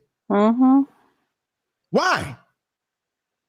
So yeah, don't let nobody shame you on no stuff that you did before. If they want to go down my life, they probably spend 10 years talking about all the freaky shit I did. So what? I am where I am now, and I got a job to do. I've been made in a special way. We've all been made in a special way. So even if you're at the depths of whatever decadence that you might be ashamed about, that the world will say something about you in the future, that everything is not pristine, so what? That make you look better when you come up out the bad boy. That is so true. That is so true.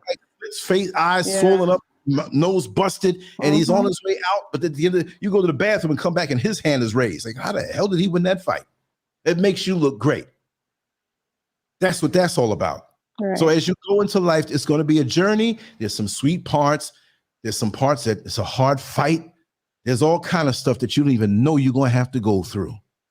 And whatever it is that you go through, and sometimes you say, oh God, I can't deal with this one here. No, I can't deal with it. Listen, all the things that you've ever been through where you swore up and down, you could not go through that, but you're here right now. Yeah. Ain't that something? So you face the unknown.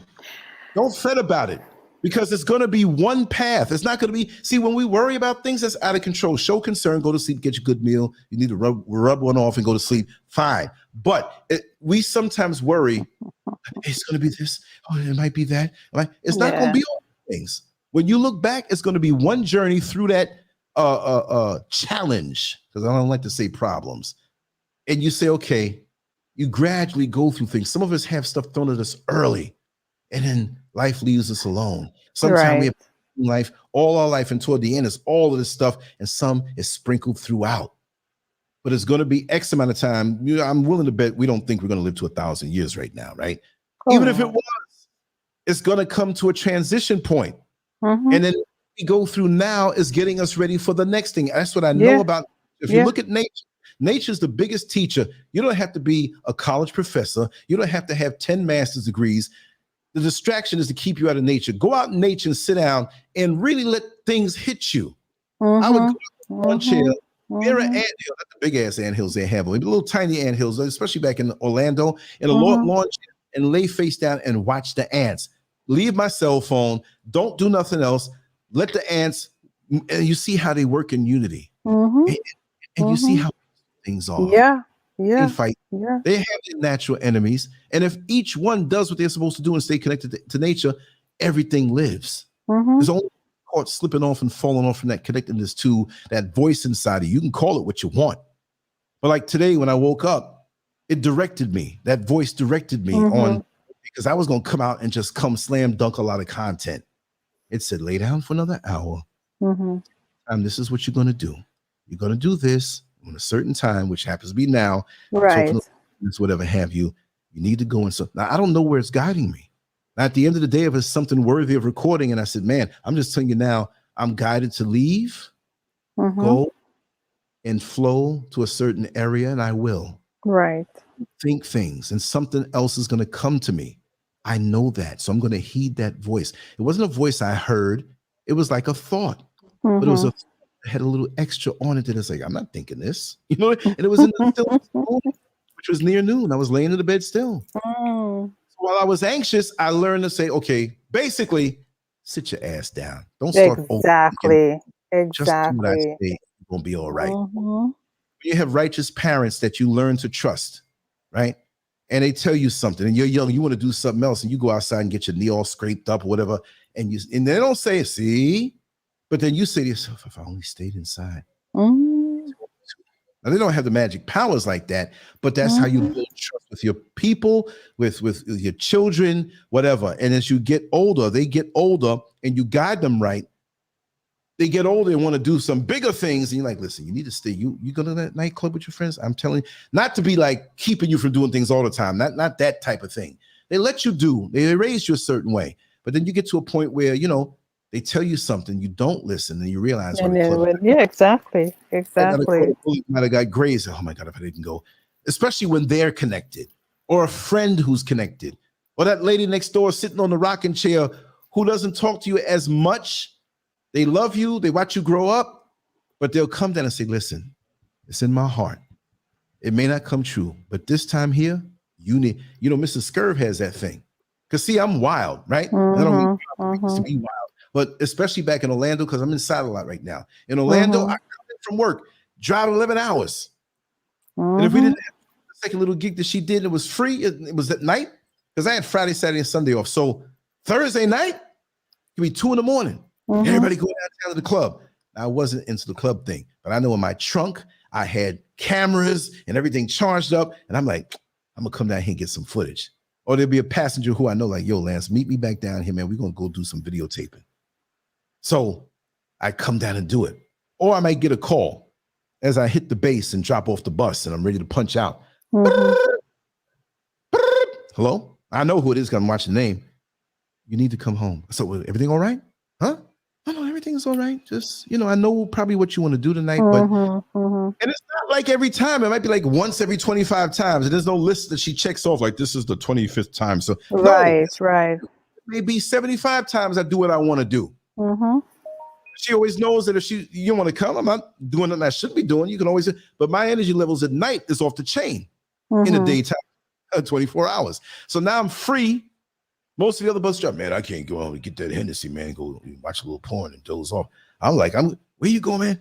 You going to videotape, man? Ain't you tired? No. I'll be out there the daybreak if something's good. I might go out there and me, myself, hear the voice, go home. You know what I I mean? Exactly. Yeah.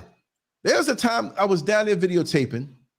I had changed from the bus driver outfit, which really that brings a lot of it's like you being a corrections officer and walking home from jail.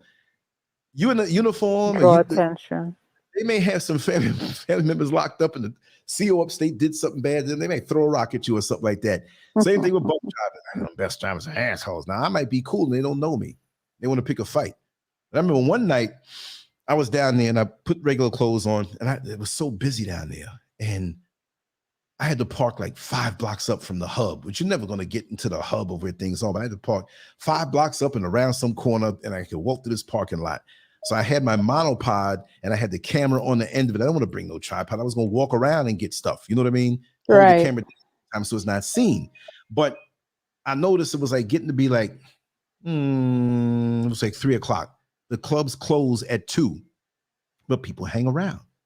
You know, certain eateries stay open so people are eating. So it's less people, but it's like 60, 65. It's like 2/3 of people still there outside now. So it looks more crowded than when the clubs were open and people inside.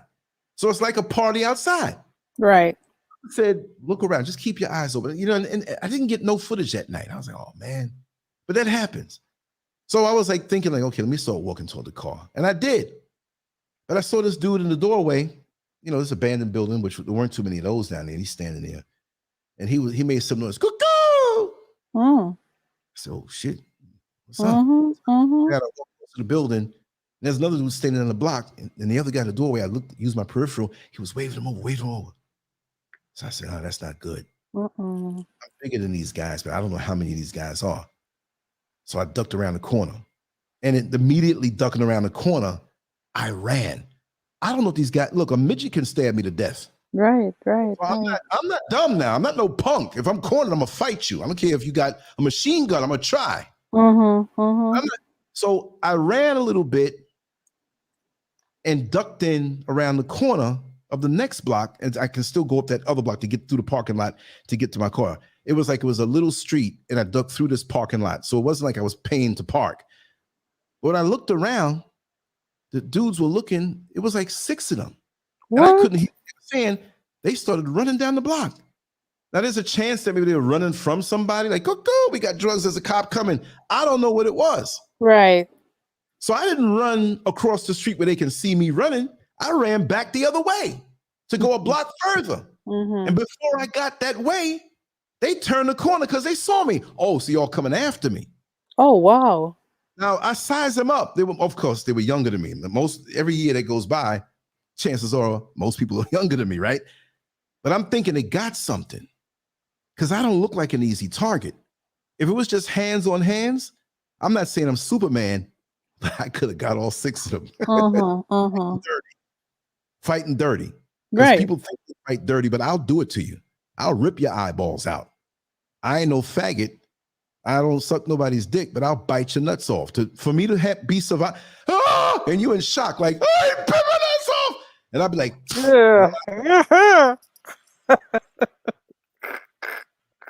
no, I go beyond. I don't expect to find myself down by your crotch, but you could be wrestling me or something. I'm doing everything.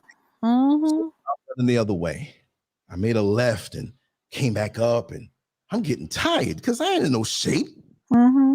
Not be that. So I got to the car. These guys, I shook them and I got to where I had to go, but they were coming after me.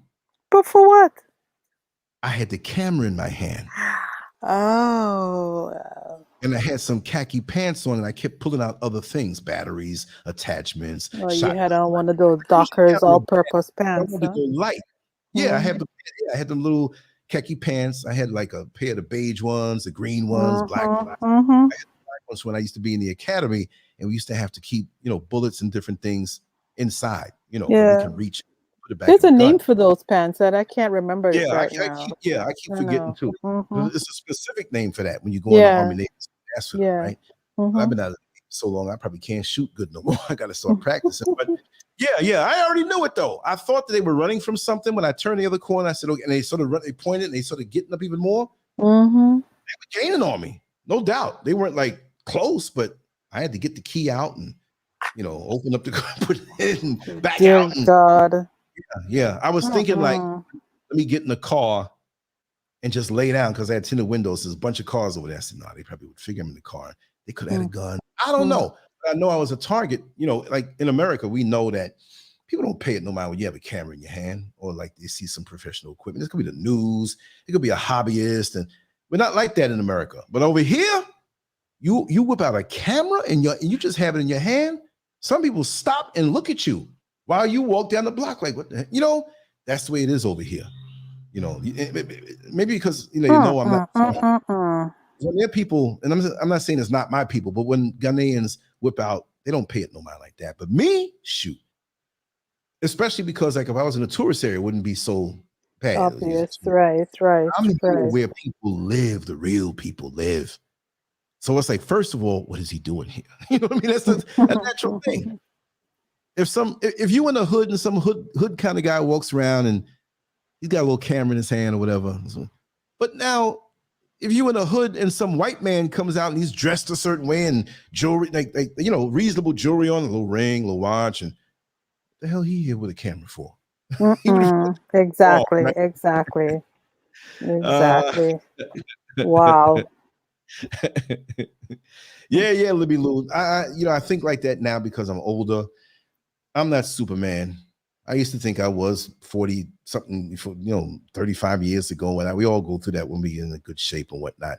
So just like the video I showed yesterday, I was huffing and puffing. I dealt with it, and I still had enough balls to talk to the guys in the parking lot when they were saying stuff. I was saying it right on back, So I had to hold myself back, but I'm not going to pick a fight or start a fight. I'm too old for that. We need to think and be more cerebral. Were you that size?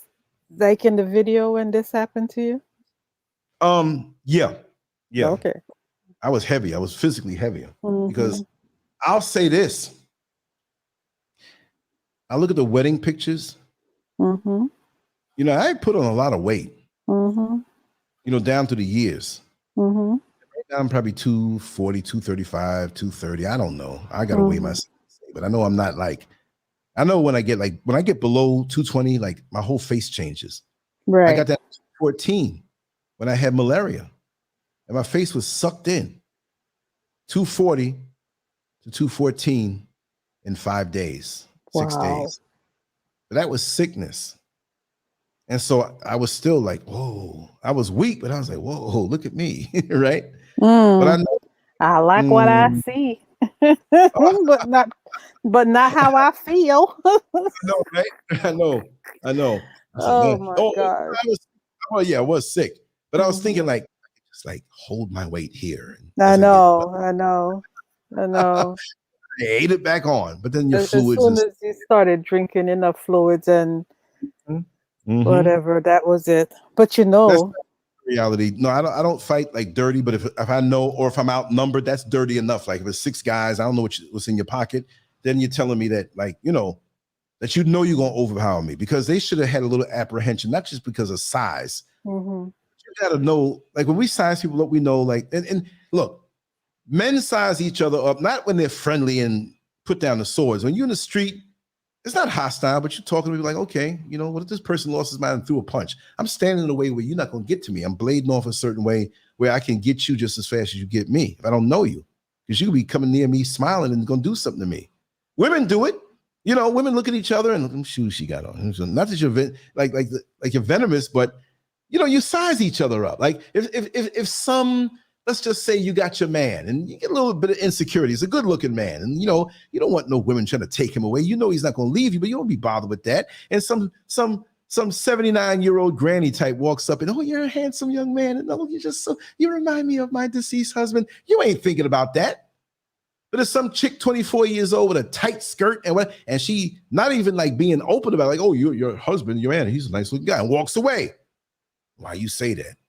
You're still gonna think that. But if she's sitting there not saying it, but you're in the supermarket and every time you walk down the aisle, he or she come and she got her eyes. That's pissing you off. You sizing her up. You trying to. She's not gonna walk away and, honey, I'm leaving, and here, take the groceries and the cards. You're not gonna see me again. It ain't gonna happen. But why is she making her presence known that way, so that maybe one time she comes to the supermarket and you ain't there with him? Exactly. You know what time it is. Exactly. So you got to put paranoia on. which is not paranoia. You got to scan this chick, make sure, whatever. You know, now It's maybe back the F up, sis. Right. You might say that and she'll come to you in honesty, and she still might be lying, but she might say, you know, your husband looks just like my brother. Okay. And he transitioned 4 years ago and I love him so. And she starts crying and she whip out pictures and can show you. No, I'm saying she shows you. Oh, and you're like, show you. damn. Okay. Damn. And then one of the other sisters come and stop and do the same reaction and looks at your husband. Mm-hmm. And don't even know the exchange you have. And it's like, damn. And then she walks over and then the girl tells you, see, why'd you look at him? Because he looked like Danny. And I miss Danny so much. And you're like, okay. Now you want to console. Because now it's, even though she's hanging. Now it's legit. Okay. Mm-hmm. Right. So all situations don't always look the way that you think they are. Mm-hmm. You see, so we, in our growth and our journey, still have to have the benefit of the doubt. And sometimes there's certain situations where I don't care what it may come to be later on. It ain't come because I know what you're trying to do. You know what I mean? Mm-hmm. And still, chick, it might be legit, and still she like, okay, you believe that now, and I can go on and do what I want to. You know what I mean? You never know. It's just like a crackhead, right? Because even though he looks like he reminds her of brother, you know, he's still an attractive man. She's still a woman, you know.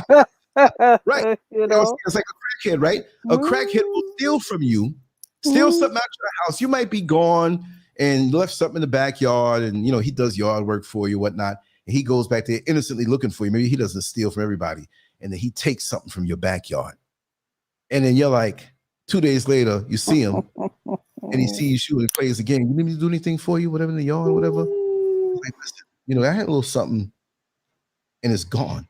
Oh, I ain't take it. I'm not saying you did, but I need to find it. I don't know. My yard is so big. I need to go back. Or I'll help you look for it. A crackhead will steal from you and come help back you look for the shit. For real. And now you building crackhead credit trust. He's trying to me. But they took it. Let me get out of here. I know That's crazy. This is your show. You have the final words. You know, I'm not going to promise I'm going to do whatever, but as much as I can, I'll do. This is going to be good. This weekend, sometime we will do that show. Especially, I know Sister Oyala is looking for that show. We're going to do that one. I'll get all the technical stuff right. I overdid it and did some things wrong, maybe, but I'll do it where we can kind of keep it on the low. Look at here. We just did, what is it?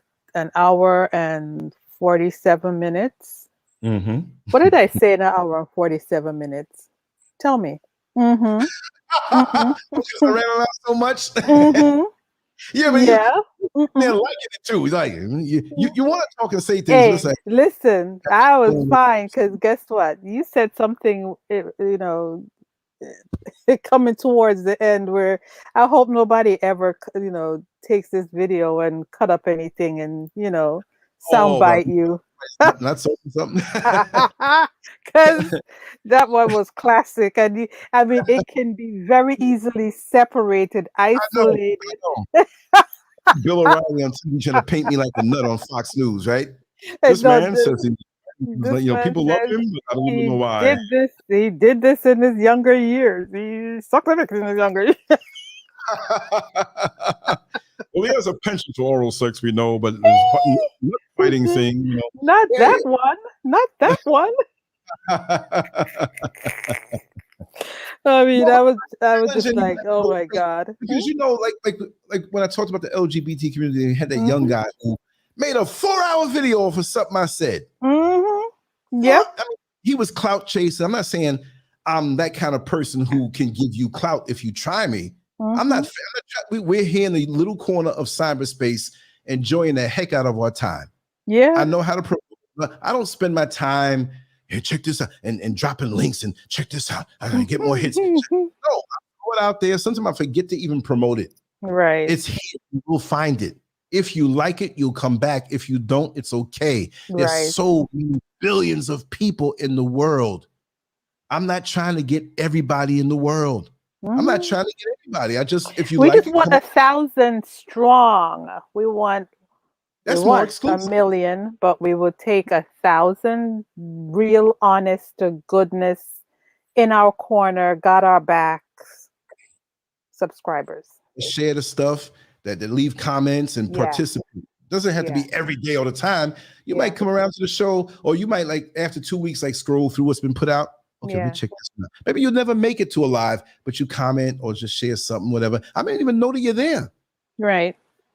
Like how we have our family members here. Multiply what we have here by another 900 and what is that? 58. Right? You know. Yeah. That's yeah, he made a 4-hour video and he went to videos I did and soundbited me. Yeah, he did. And it was live, and he had a whole gang. He had his whole family ripping me apart. And they were like, well, he think he might be closet homosexual. I'm like, come on. And he kept pausing and you know, just adding a little expounding on what Lance said, and then he would say, wait, let's listen to this portion of it, and you would hear him, and then he would come back. Now, why did he have to say it like this, and what is he trying? Let's listen to this portion. He was analyzing everything he did and said. If you try to go analyze me, you're gonna be like that bug on the windshield when I'm driving 15 miles an hour. You hang on for a while. When I get to 80 miles an hour, your wings will be flapping and you'll fly off. Don't analyze, Lance. Don't try to psychoanalyze, Lance. You'll mess up your head. Yeah, you'll get high and you'll be messed up. You'll question things. No, I'm not saying I'm sick. I'm just saying I'm unique. I'm different. Right. And I don't back what I think. Of course, I'm not going to embarrass you if you invite me somewhere and say, oh, God, I hope Lance doesn't, you know. You don't get Tourette's. After the function is over, you see a bunch of guys around me, and I'm not talking about, oh no, too high. It's like, oh God, he told that story. I'll never bring him anywhere else. No. I know. I have sense. I know you do. Talking, it's funny to most people.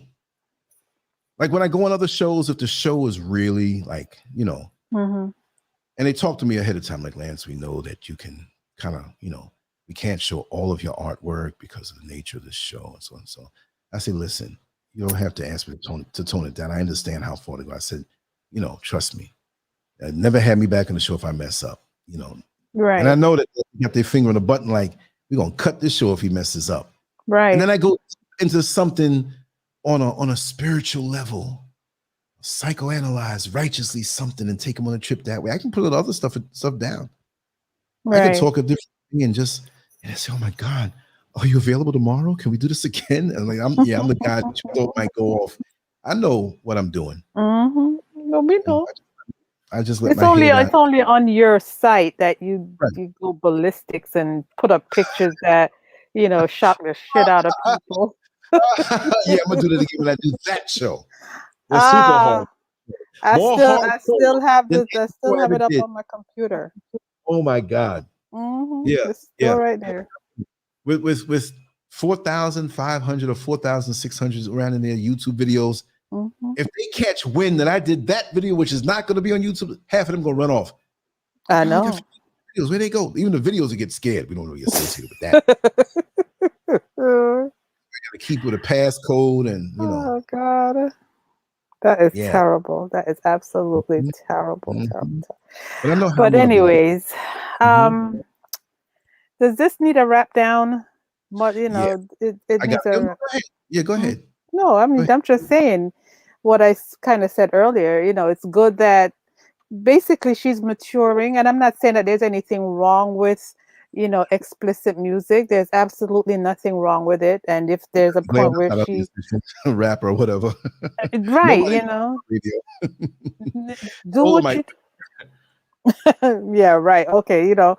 But it's good that she said what she said because, like I said before, it'll give young people, young women who are coming up, who are in childbearing ages and years, to really think about the toxicity of things that they might listen to, talk about, get involved in that could severely affect their unborn child. Right. You know, let me just say this real quick. When I was expecting my third child, whose birthday happens to be today, happy birthday, sweetie, if you ever listen to this. Yeah. I was watching. Every Oh so man. often, I get him to listen. Well, You know. if you do, let me know so I can tone it down a little bit. He's a grown ass man. He don't need no. He don't need that. He's probably done the same shit you've been doing all your life. I don't know. We were in different time periods, generations, and whatnot. I remember know him real good. Oh, you were there. Exactly. Just because it's a different time frame, don't mean the crazies aren't going on. Yeah. Oh, I Listen, know that. Trust me, I already know the listen. surface. Yeah, I My caught this boys, I in. don't put nothing past them. Listen, that's why when you talk about your life back in the day, I'm just like, well, you know what? I got two. They probably did some of what you're talking about, and still doing it. I This don't know. guy's lame. This guy's lame. He's that old 1980s stuff. What Mm-mm, he's doing now is more mm-mm. advanced. Yeah, Nope. I left him It's alone. it's 2022, and it might be even more. Who the hell knows? Yeah. But what I was gonna say is, I was watching this movie on a Sunday night. That movie with Lisa Bonet and Mickey Rourke, Angel Heart, I think it was called, Mhm. right? Yes, And that's what it starts out pretty, innocent, decent, and I'm watching, and then it gets into the occult and the demonic stuff. I turned that TV off so fast, so you fast. wouldn't, Yeah. because I was like, "Oh hell no! There's no Mhm. way in the world I'm watching this and getting this shit into my system. I don't know how Exactly. it's going to affect my child." Exactly. You Exactly. know, Because even so stuff on the way out. Oh, go ahead. I'm sorry. no, you're right. Whatever, it's just that we have to be careful. So, and a lot of us as women don't talk to our young women in that fashion to say, Right. these are things that you have to watch out for. So the fact that she said it and she's bringing it to the forefront now, more, maybe her followers and her fans will take heed of what she said, and see it for the positive that it is. And then later on, she'll probably go back to singing certain things, but maybe she turned a corner, she just turned a corner in her life. And Yeah. this is the new her. Like she Hmm. also said, it has caused her to be more forgiving, you know. So where she was a hard ass when people did anything, now that she has her child, she's looking at people with a more humane lens, and Right. she's seeing that people are worthy of forgiveness and that people are fallible, and Hmm. you have to just know how to deal as a situation arises. Right. That's right. So that's what I would take from this, Hmm. and anyone else who happens to come along and listens or watches her interview, she turned a corner and she's doing the right thing. Yes. Yes. Exactly. She's, my girlfriend that I always talk about, my friend, not our friend. Hmm. Um, her nephew was best friends with her cousin, with Nikki's cousin that got killed. Oh That wow. was his best, best, best, best friend, and he just Mm. was lucky that he didn't get shot that night. Also, That scares me. I know, I Um, know, I've and been he around. still hasn't gotten over it. Yeah. Certain things you don't get over. Right. Because you think of the what if, and then why. Exactly. And then why him, that kind of thing. Yeah. Hmm. But Hmm. yeah, so she came from good stock. She came from a good family, Right. it just you just you Just the know, nature. Yeah. yeah, the nature of the music industry, and they package you and they put you out there, and See potential. Yeah. And then she knows how to talk the talk, and mhm. you have to have a raw talent. I'm not saying she's evil and all bad. I'm not No, blaming her. I'm just saying the production of her has influenced a lot of people. And then now she's thinking for herself more so, exactly. because she's basically, evolving into something that may not be as Right. profitable. But then again, it may stay that way because those who followed her have matured and moved on. And maybe she'll come with some really deep stuff that Yeah. will appeal to them. It's the same thing like LL Cool J, when he made that song, I Need Love, when I'm alone in my room, sometimes I stay, Mhm. and then like he was about to just like go hard. Like, what was it 89, 88? He wanted to go hard, like the gangster rappers and stuff. Mhm. They had sat him down and discussed and said, due to the sales of that particular song and This is longevity, the way we think you should everybody named go. Mama wants to be a gangster. If you Mhm. appeal to your following of young ladies and women who will grow with you as you grow. You'll be 50 years old and still be able to hold their eye. You know what I mean? Not that they want to keep you like that. You'll evolve and you'll be more accepted if you graduate with those who follow you, instead of you trying to still for the next generation. I'm gonna be that person for these young ones coming up now. You're that old ass nigga now. You know what I mean? Like, exactly. This is good that Nicki Minaj is, because she probably might fall off. How long you gonna appeal to that faction? Even the younger ones coming up, they may be more conscious. We have a lot of what they call thoughts. I'm not calling my sister that, but that's what they call them, thirsty hoes over there. But you do have an emerging young people. Yes. They might even play it when they're in the gym working out because of the beat, or they may have an alter ego deep down. Not that they're hiding anything, but they may want to play that song. I mean, like me, I'll play the song by NWA after Police. I mean, I got a reason to. I got beat by 11 police officers, right? Right. Jail. But that releases the beat. I'm not even looking at the words. It's just to find. Sometimes if I need motivation, you can hear things, positive words, like keep on with my D train. And sometimes like, I got to get about this bed. I'm gonna do this today. I got 8 hours to get this done. And it's then you need James Brown. Get up off of that thing. And that's the pole going straight from the underground. You know what I mean? But I'm loving and gentle, but I'm just in that mode right now. So we know how to use that because music is like medicine. It's like we can say drugs, but it's like medicine where we can get a result. Like, and we don't dial in on it like that. We let it victimize us. Right. Like, we let it affect us, but we need to know, like, okay, I'm a little amped to accomplish what I need to accomplish now. Let me go back and play this song by the Commodores from back in the 70s. Like I heard it yesterday on a playlist I was playing on Which YouTube. One? Lady, you bring me. Oh, up, yeah. Okay. I gotta play that more today. That's the mood that I want to be in. It's gonna take me to where I need to be in to get the things done. I'm not always in aggressive mode. Sometimes I'm very nostalgic, as you know. Like, come on now, I'm talking about Kukla fan. You didn't hear that. I couldn't even tell the last time I heard that. Oh my gosh! I hear old commercials in my head from the late 60s and 70s. So I'm gonna make up a word, twistedness, benefit me, because I know with folks who come here, it can be any age group, but I'll say certain things like, yo, you remembered that? So you might not be 16 years old and remember that, but you might start to like, listen, those by analytics who like to listen, they're not even in my age group. They're like the age group below. Right. But 35 to 44, they're the most. And 44 to 53 or 54, but I'm above the people that after that, my age group, it falls off drastically. But it's not like they don't listen because I get a lot of feedback. It's just that I know that people who are 60 and above may not know how to operate the technology as much or as good. It's simpler now, but they may not have access to it, because I get a lot of folks that say, man, Lance, I don't know how you would talk about that thing in the 70s and you were 10 years old, but I remember that. And I just love listening to you. But I found how'd you find me? Well, my grandson was going through stuff and I heard you. I was laying in the bed. I said, you need to go back. I need to see who that is. And you're the only one I have saved, because they don't listen to nobody. You know what I mean? So the rain, I don't agree with all that sex stuff you be talking, but I kind of like it, but you crazy.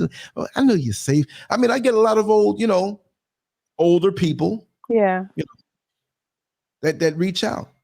And there's a lot of them who are 25 to 35. They're not as great as the 35, 45, 45, 54, 55. But that's good. That's good. Because I'm not the typical, whatever you may think of almost 59-year-old is. But I know when I turn on the rapid fire thing, they like that. Like, because I think faster than I talk anyway. That's why I start stuttering. I know. It's got to come out. I know. But if I'm sitting here talking quiet late at night, yes, Ella, maybe we need to do that tomorrow, because it would be more effective. When I get amped and I start seeing flashes of memories, flashes of movie snippets and sound bites from music and places I've been and characters I know, and like when I was talking about, Mr. Jones and Peggy, or AKA Food is good. You're a Like, mess. no noise in here. Really, food is good. All you got. So we know we're talking about food. So whatever she says that I'm out next, I got to decode. It's like just looking at hieroglyphics and like, let's try to figure out what they mean here. Right. No. You know what we need? We need a sundown show. Here I am talking about sundown. Yeah, I mean, it doesn't mean we ain't gonna do one later on. I just don't want to say it and disappoint. But I'm not. This is not the only thing we're doing today. I mean, I know I record things because that's like I can just focus in on and throw it up. But a live thing, I don't want to do a live and be boring on the live. No, you know, I like to be involved in what we're saying and turn the dogs loose. I don't want to bring the dogs to the park and leash them up to the bench. And I go jogging? And you go jog. Right. We want to turn everybody out. I oh my God. I didn't want to use turn these I know. That's what I was thinking. I'm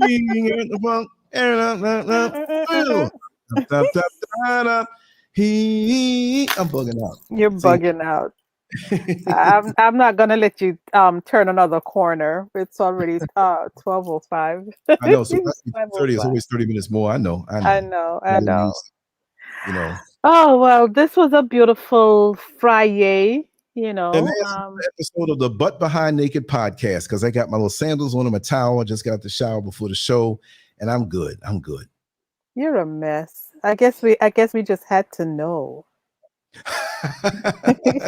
You know, I wasn't even imagining you before you said this. I wasn't trying to figure out what you had on, what you look like.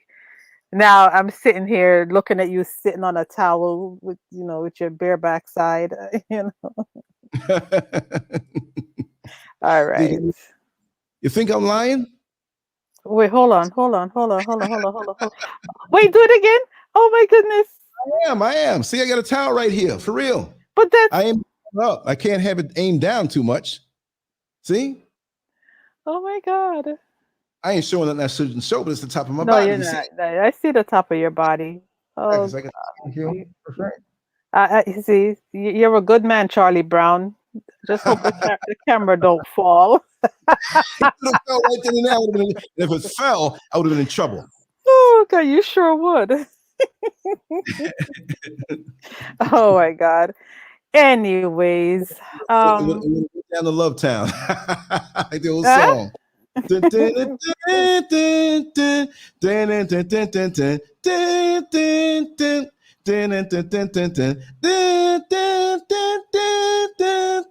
that song? Down to Love Town. Can anybody understand what Lance is trying to tell us here? I'm in a creative zone. For real.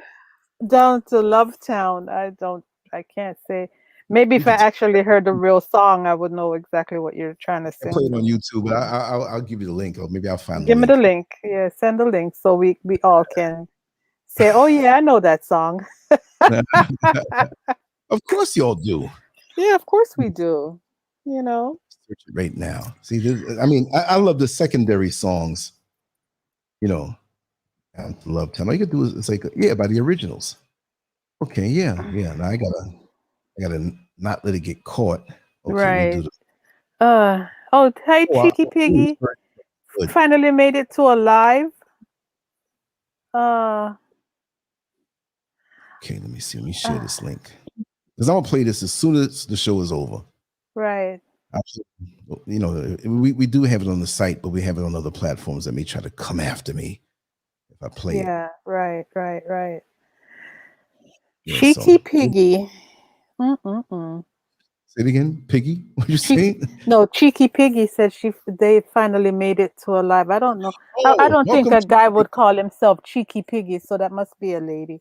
Right. No, we were just making fun of a young lady I know back in the day named Peggy, but I didn't know whether they called Peggy or Piggy, so I'm not making fun of you, Cheeky Piggy. We talking about Piggy and Peggy and all that stuff, so that's the inside joke. She says she's been missing a lot of our live shows. Well, I'm glad you finally made it here. She was probably in the the shadows listening, and then she heard Peggy. I said, this is the time that I must comment and make my presence known. Yeah, they called my name. But here's a little for that song if you didn't know it.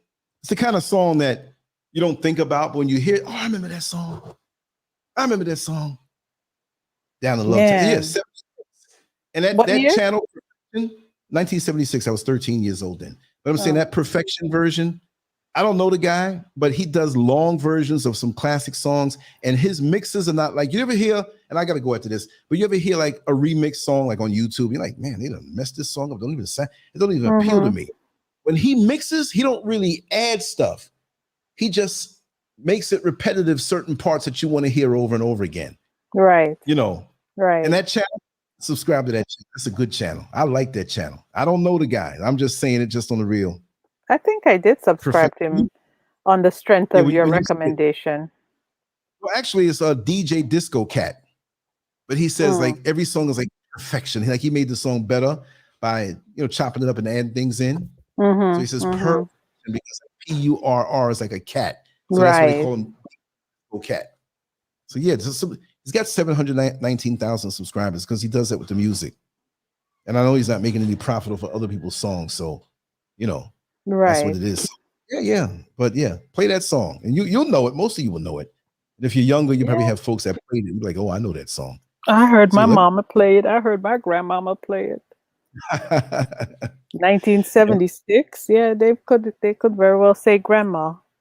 They heard grandma play it. It's hard to imagine I'm grandmother. Oh God. No, it's okay. It's a state of mind. Yeah. Whether you physically be that and have a different state of mind and be relevant because you're true to yourself. You see what I mean? I mean, I'm right up there. I'm not a grandfather yet, but I mean, I'm that age. Yeah. There are people who look at me and say, there's a young lady who left a comment on the video at Rack Ghana, and it was like, oh yeah, he's such a good man. I would love to adopt him as my uncle or my father or something like that. Oh really? Yeah, because you forget. I'm thinking about old memories and stuff from back in the day. So you feel like that. But I'm not an old guy the way they would say, oh, you old. I know I'm not old, but I'm not an old guy trying to like be young and try to learn. Now, see, it would be corny if I tried to learn the slang of the younger generation and talk it. That'd be stupid. I'd look like a fool. But as you get older, you shut your mouth up around the younger kids and speak what's relevant. You can laugh at certain things they say. You can ask them like, "What does that mean?" So and so. You're not encroaching on their space. Like, why he want to know all that? He old. He ain't down with that. If you talk the way you talk, they're used to the older folks talking the way I mean, back in the day, it was not even like, "Hey, what's up?" They never said that. Exactly. What's happening? You know what I mean? Right. But you know what's weird? My grandson knows songs that I should know from back when they were relevant during my time as a young person. He knows these songs and I don't know them. And I'm looking at him like, where and how did you even get to this? I mean, I know his mom, she listens to every and all kinds of music, but I'm just looking at him like, why I don't know this? Yeah. Now here's a version of Michael Jackson's Let Me Show You the Way to Go. Yeah. That song, that's one song that takes me to a place mentally and spiritually very peaceful. Really? And the visuals are weird. Like they don't match. But it must have been where, and I can't say I had headphones on, but that was and I got to go after this, but PS 121, Public School 121 that I used to go to, when I first moved into Queens, and it was like, it seemed like walk. It was not a long walk. It kind of sort of is, but like when my friend Michael Lowry, like his house was along the road going down, and they had these hedges, these two hedges, and he would always take the hedge clipper and form it into like these faces, and they were like about maybe 6 feet tall. Oh wow! Done. He ended up going to high school art and design with me. He already had like artistic abilities, and so. Some reason it reminds me of that and walking around that part of the walk home. But when I hear the song, it's at night. It's weird. That neighborhood around that time of 76 and 75 and all that stuff, it was a different 77 and 8, 9 were great, but it was a different feel for me. And that song it sits me down and makes It me does think, it for you. Mm-hmm. yearn. You know what I mean? So I love that song. And when I heard that version, I was like, oh man. So I'm going to take time eventually and download all of these things like this and have it to play more at my tips when I get to where I'm getting to. You know what I mean? So I want to always food. And when I do functions and stuff, it's going to have a theme based on that, but it won't be something like if a younger person wanted to come that was in the industry that I'm creating, they won't say, oh, that's old people, whatever. No, it'll be like, oh man, I can appreciate that. That's right. That's right. And they do. You know, as it is on a decent level in the culture back then. I'm not gonna say the old, because it ain't old. It's got a lot of vibration in it. But on that note, let me run. If you haven't downloaded the app, download the Lance Gerv app. It has everything on it to get to the shows and some stuff that is not easy to get to. There's a lot of stuff connected to the website and a lot of things that are not. So I'm gonna make an exclusive part of it. I gotta learn how to do it. You know, you gotta have the app to get to certain things. You know what I mean? So interesting, but I'm not gonna do it right before an event and mess up. I'm gonna do it and have it smooth. So when it's ready to roll, it'll roll. Amen. So let me skedaddle out of here. All right, guys. Have a wonderful weekend, folks. If we don't get a chance to vibe over the weekend, you know, enjoy yourselves, and we'll see you back here hopefully on Monday for another episode long before that. Of the Rising Show with Empress Ella G and Sir Lance Gerv. All right. All right. Take care, guys. Take care, Brother Lance. Okay. Take care.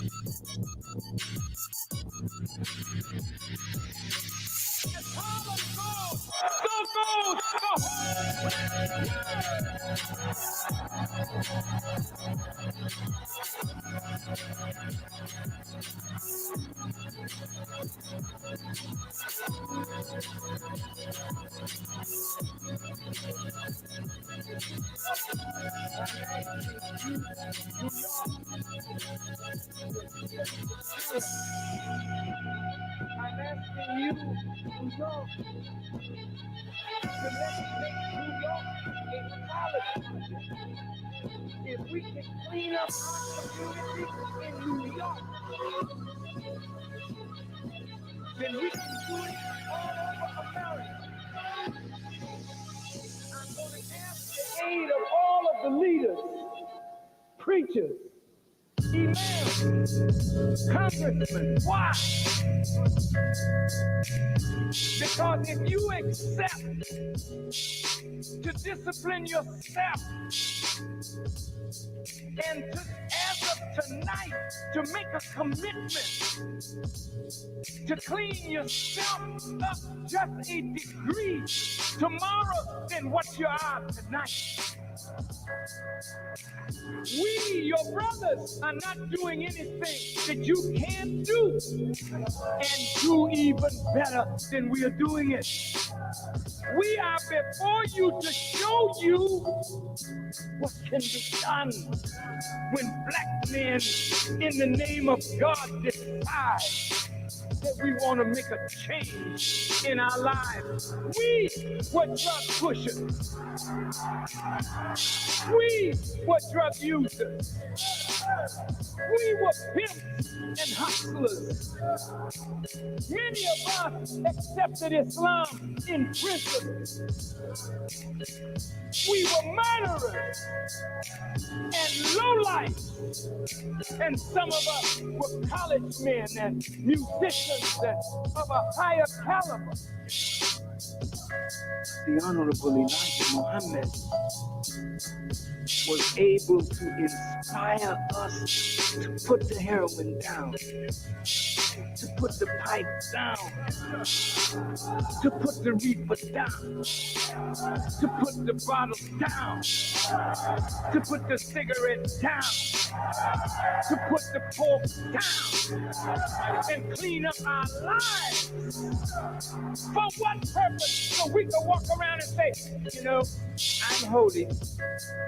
I don't smoke, I don't drink, I don't gamble, I don't play.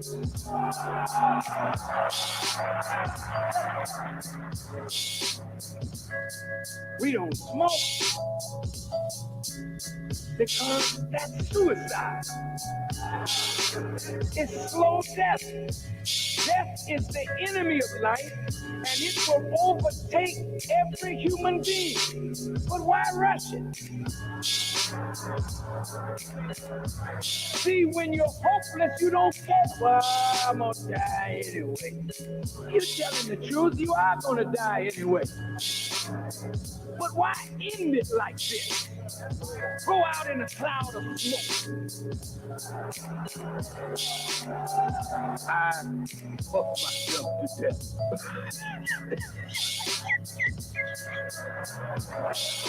Lungs destroyed. Blood destroyed. You on a pipe with crack. You think that's just affecting your brain? That's affecting your sperm.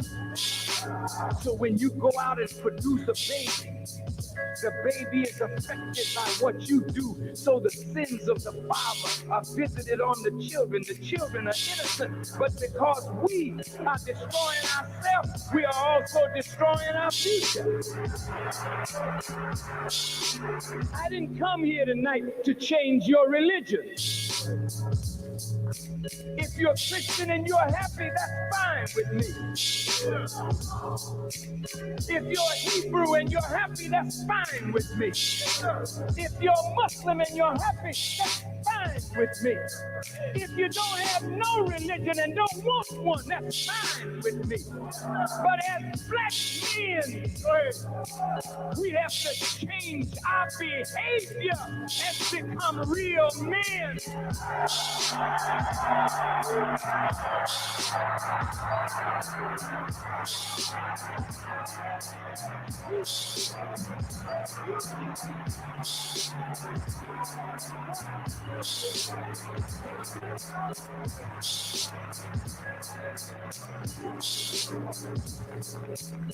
We have decided, with your help, to make New York a pilot project. This is not my last time here. But brothers, there are meeting places. We gotta continue this. God willing, I'll be back in a month to check on our progress through this month.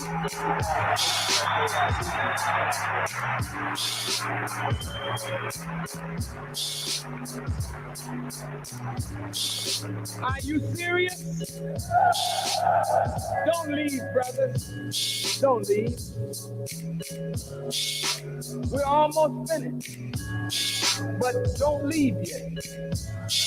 Let's be dismissed properly. Will you do that? Thank you. Thank you. Thank you. I wanted to share with you what we propose to do with your like you suffer. They don't know the trials and tribulations that we went through in the early days to establish this message.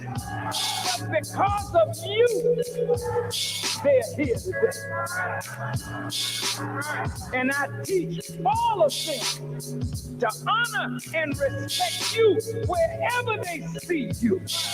No matter what your condition is, that you laid the base for them to stand on today.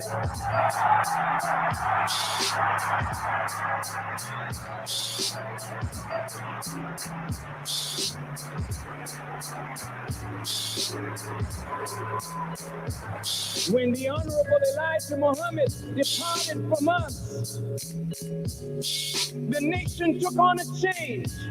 And everything that we sacrificed our hard-earned dollars to build was destroyed. We lost it all. We lost it all because we broke faith with the man through whom we got it all. Nobody wants to believe they've been deceived or lied to.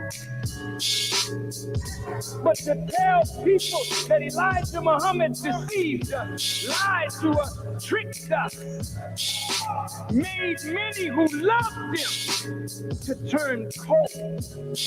And the object of that was to destroy the reputation of Elijah Muhammad, that we would take the body of knowledge that he had given us and throw it away. And when we threw it away, we threw life away.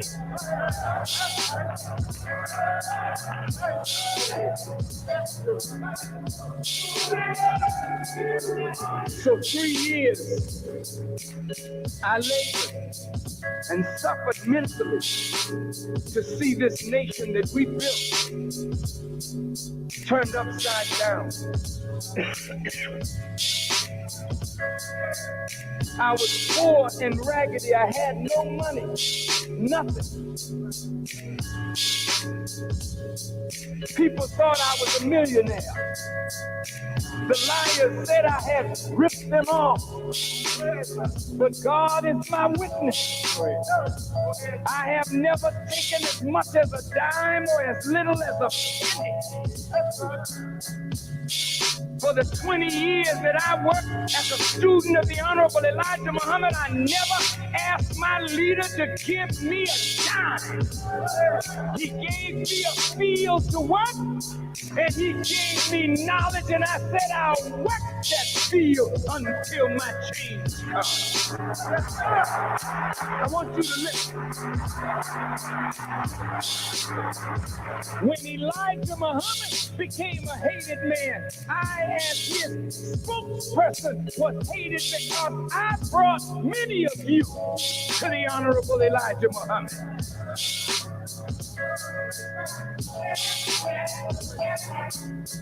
And we watched the nation die. And because the nation died, there was no hope for black men. So our death produced the decline, the moral decline of the community. And many of us with knowledge went back into the street to become hustlers and drug pushers, and criminals and lowlifes with the knowledge of God in our heads.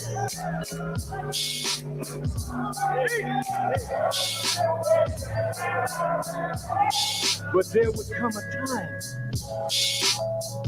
when I said, I can't let my leader's name be written out of history. I can't let a man that meant so much to so many, who did so much for so many, who suffered so long for so many, be written out of history because some aspect of his life was misunderstood by members of his family or by his ministry. So I decided, with the help of God, to rebuild the work of the Honorable Elijah Muhammad. I had no money, nobody with me, but one brother. I didn't steal followers from Imam Warid Muhammad. I didn't go around trying to get people to follow me.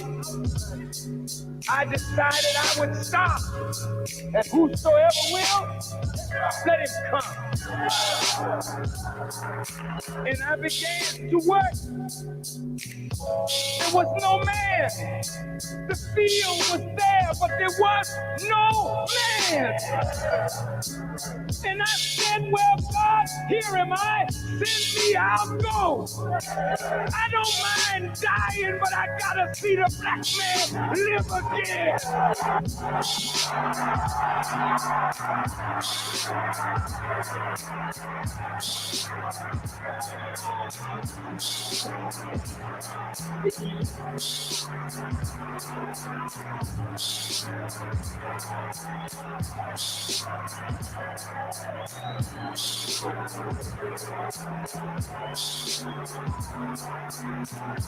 You know how difficult it was to lift up Elijah Muhammad's name in that hour, because love had turned to hate, and the hearts of the people had waxed cold. But I went on regardless. I went to the ministers and asked them, will you help me?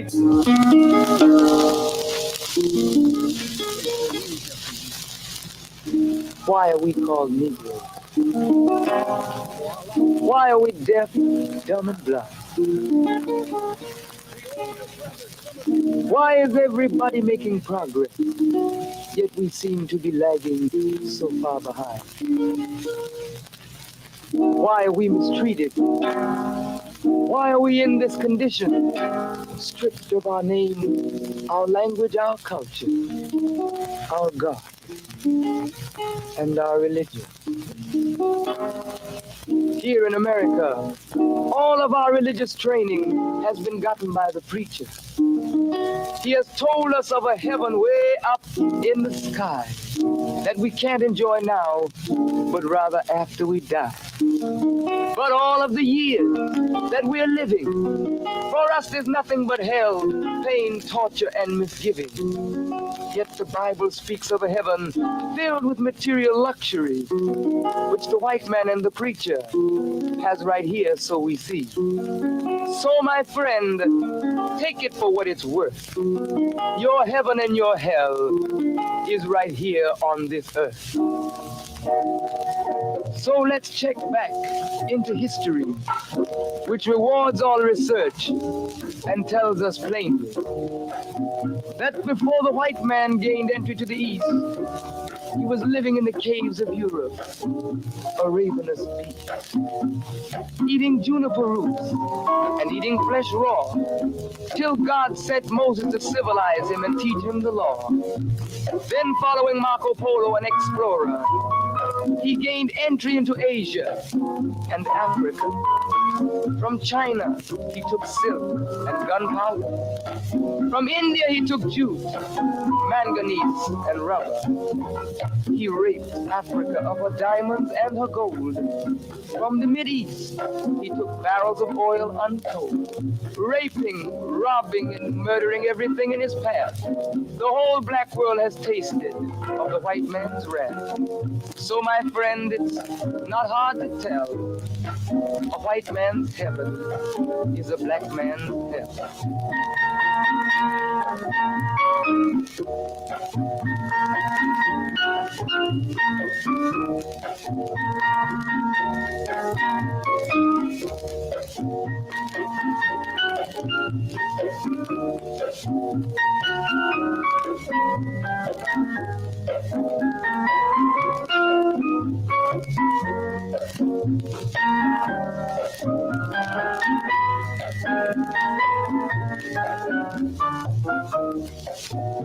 Before we came to America, we were living in the East.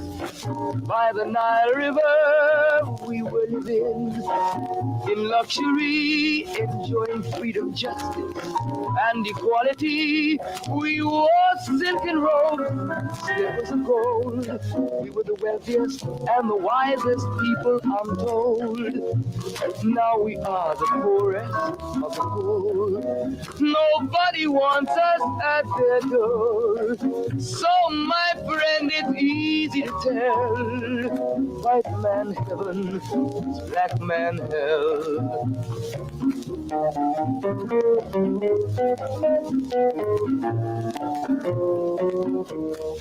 When the white man came to America, he told the Indian, I am your white brother.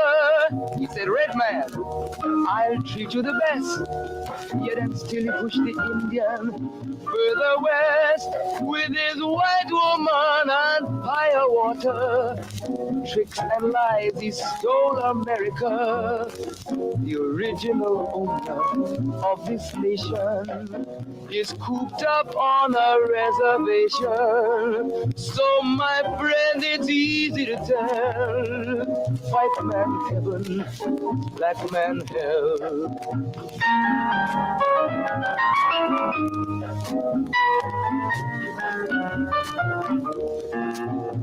He needed someone to work the land. His back was too weak. He needed you, black man, so he commissioned Sir John Hawkins to commit the world's most grievous sin, to take a man who's born to be free and bring him down to slavery, to sell a man as merchandise. On his body put a price. Oh, my friend, it's easy to tell. White man heaven is a black man hell.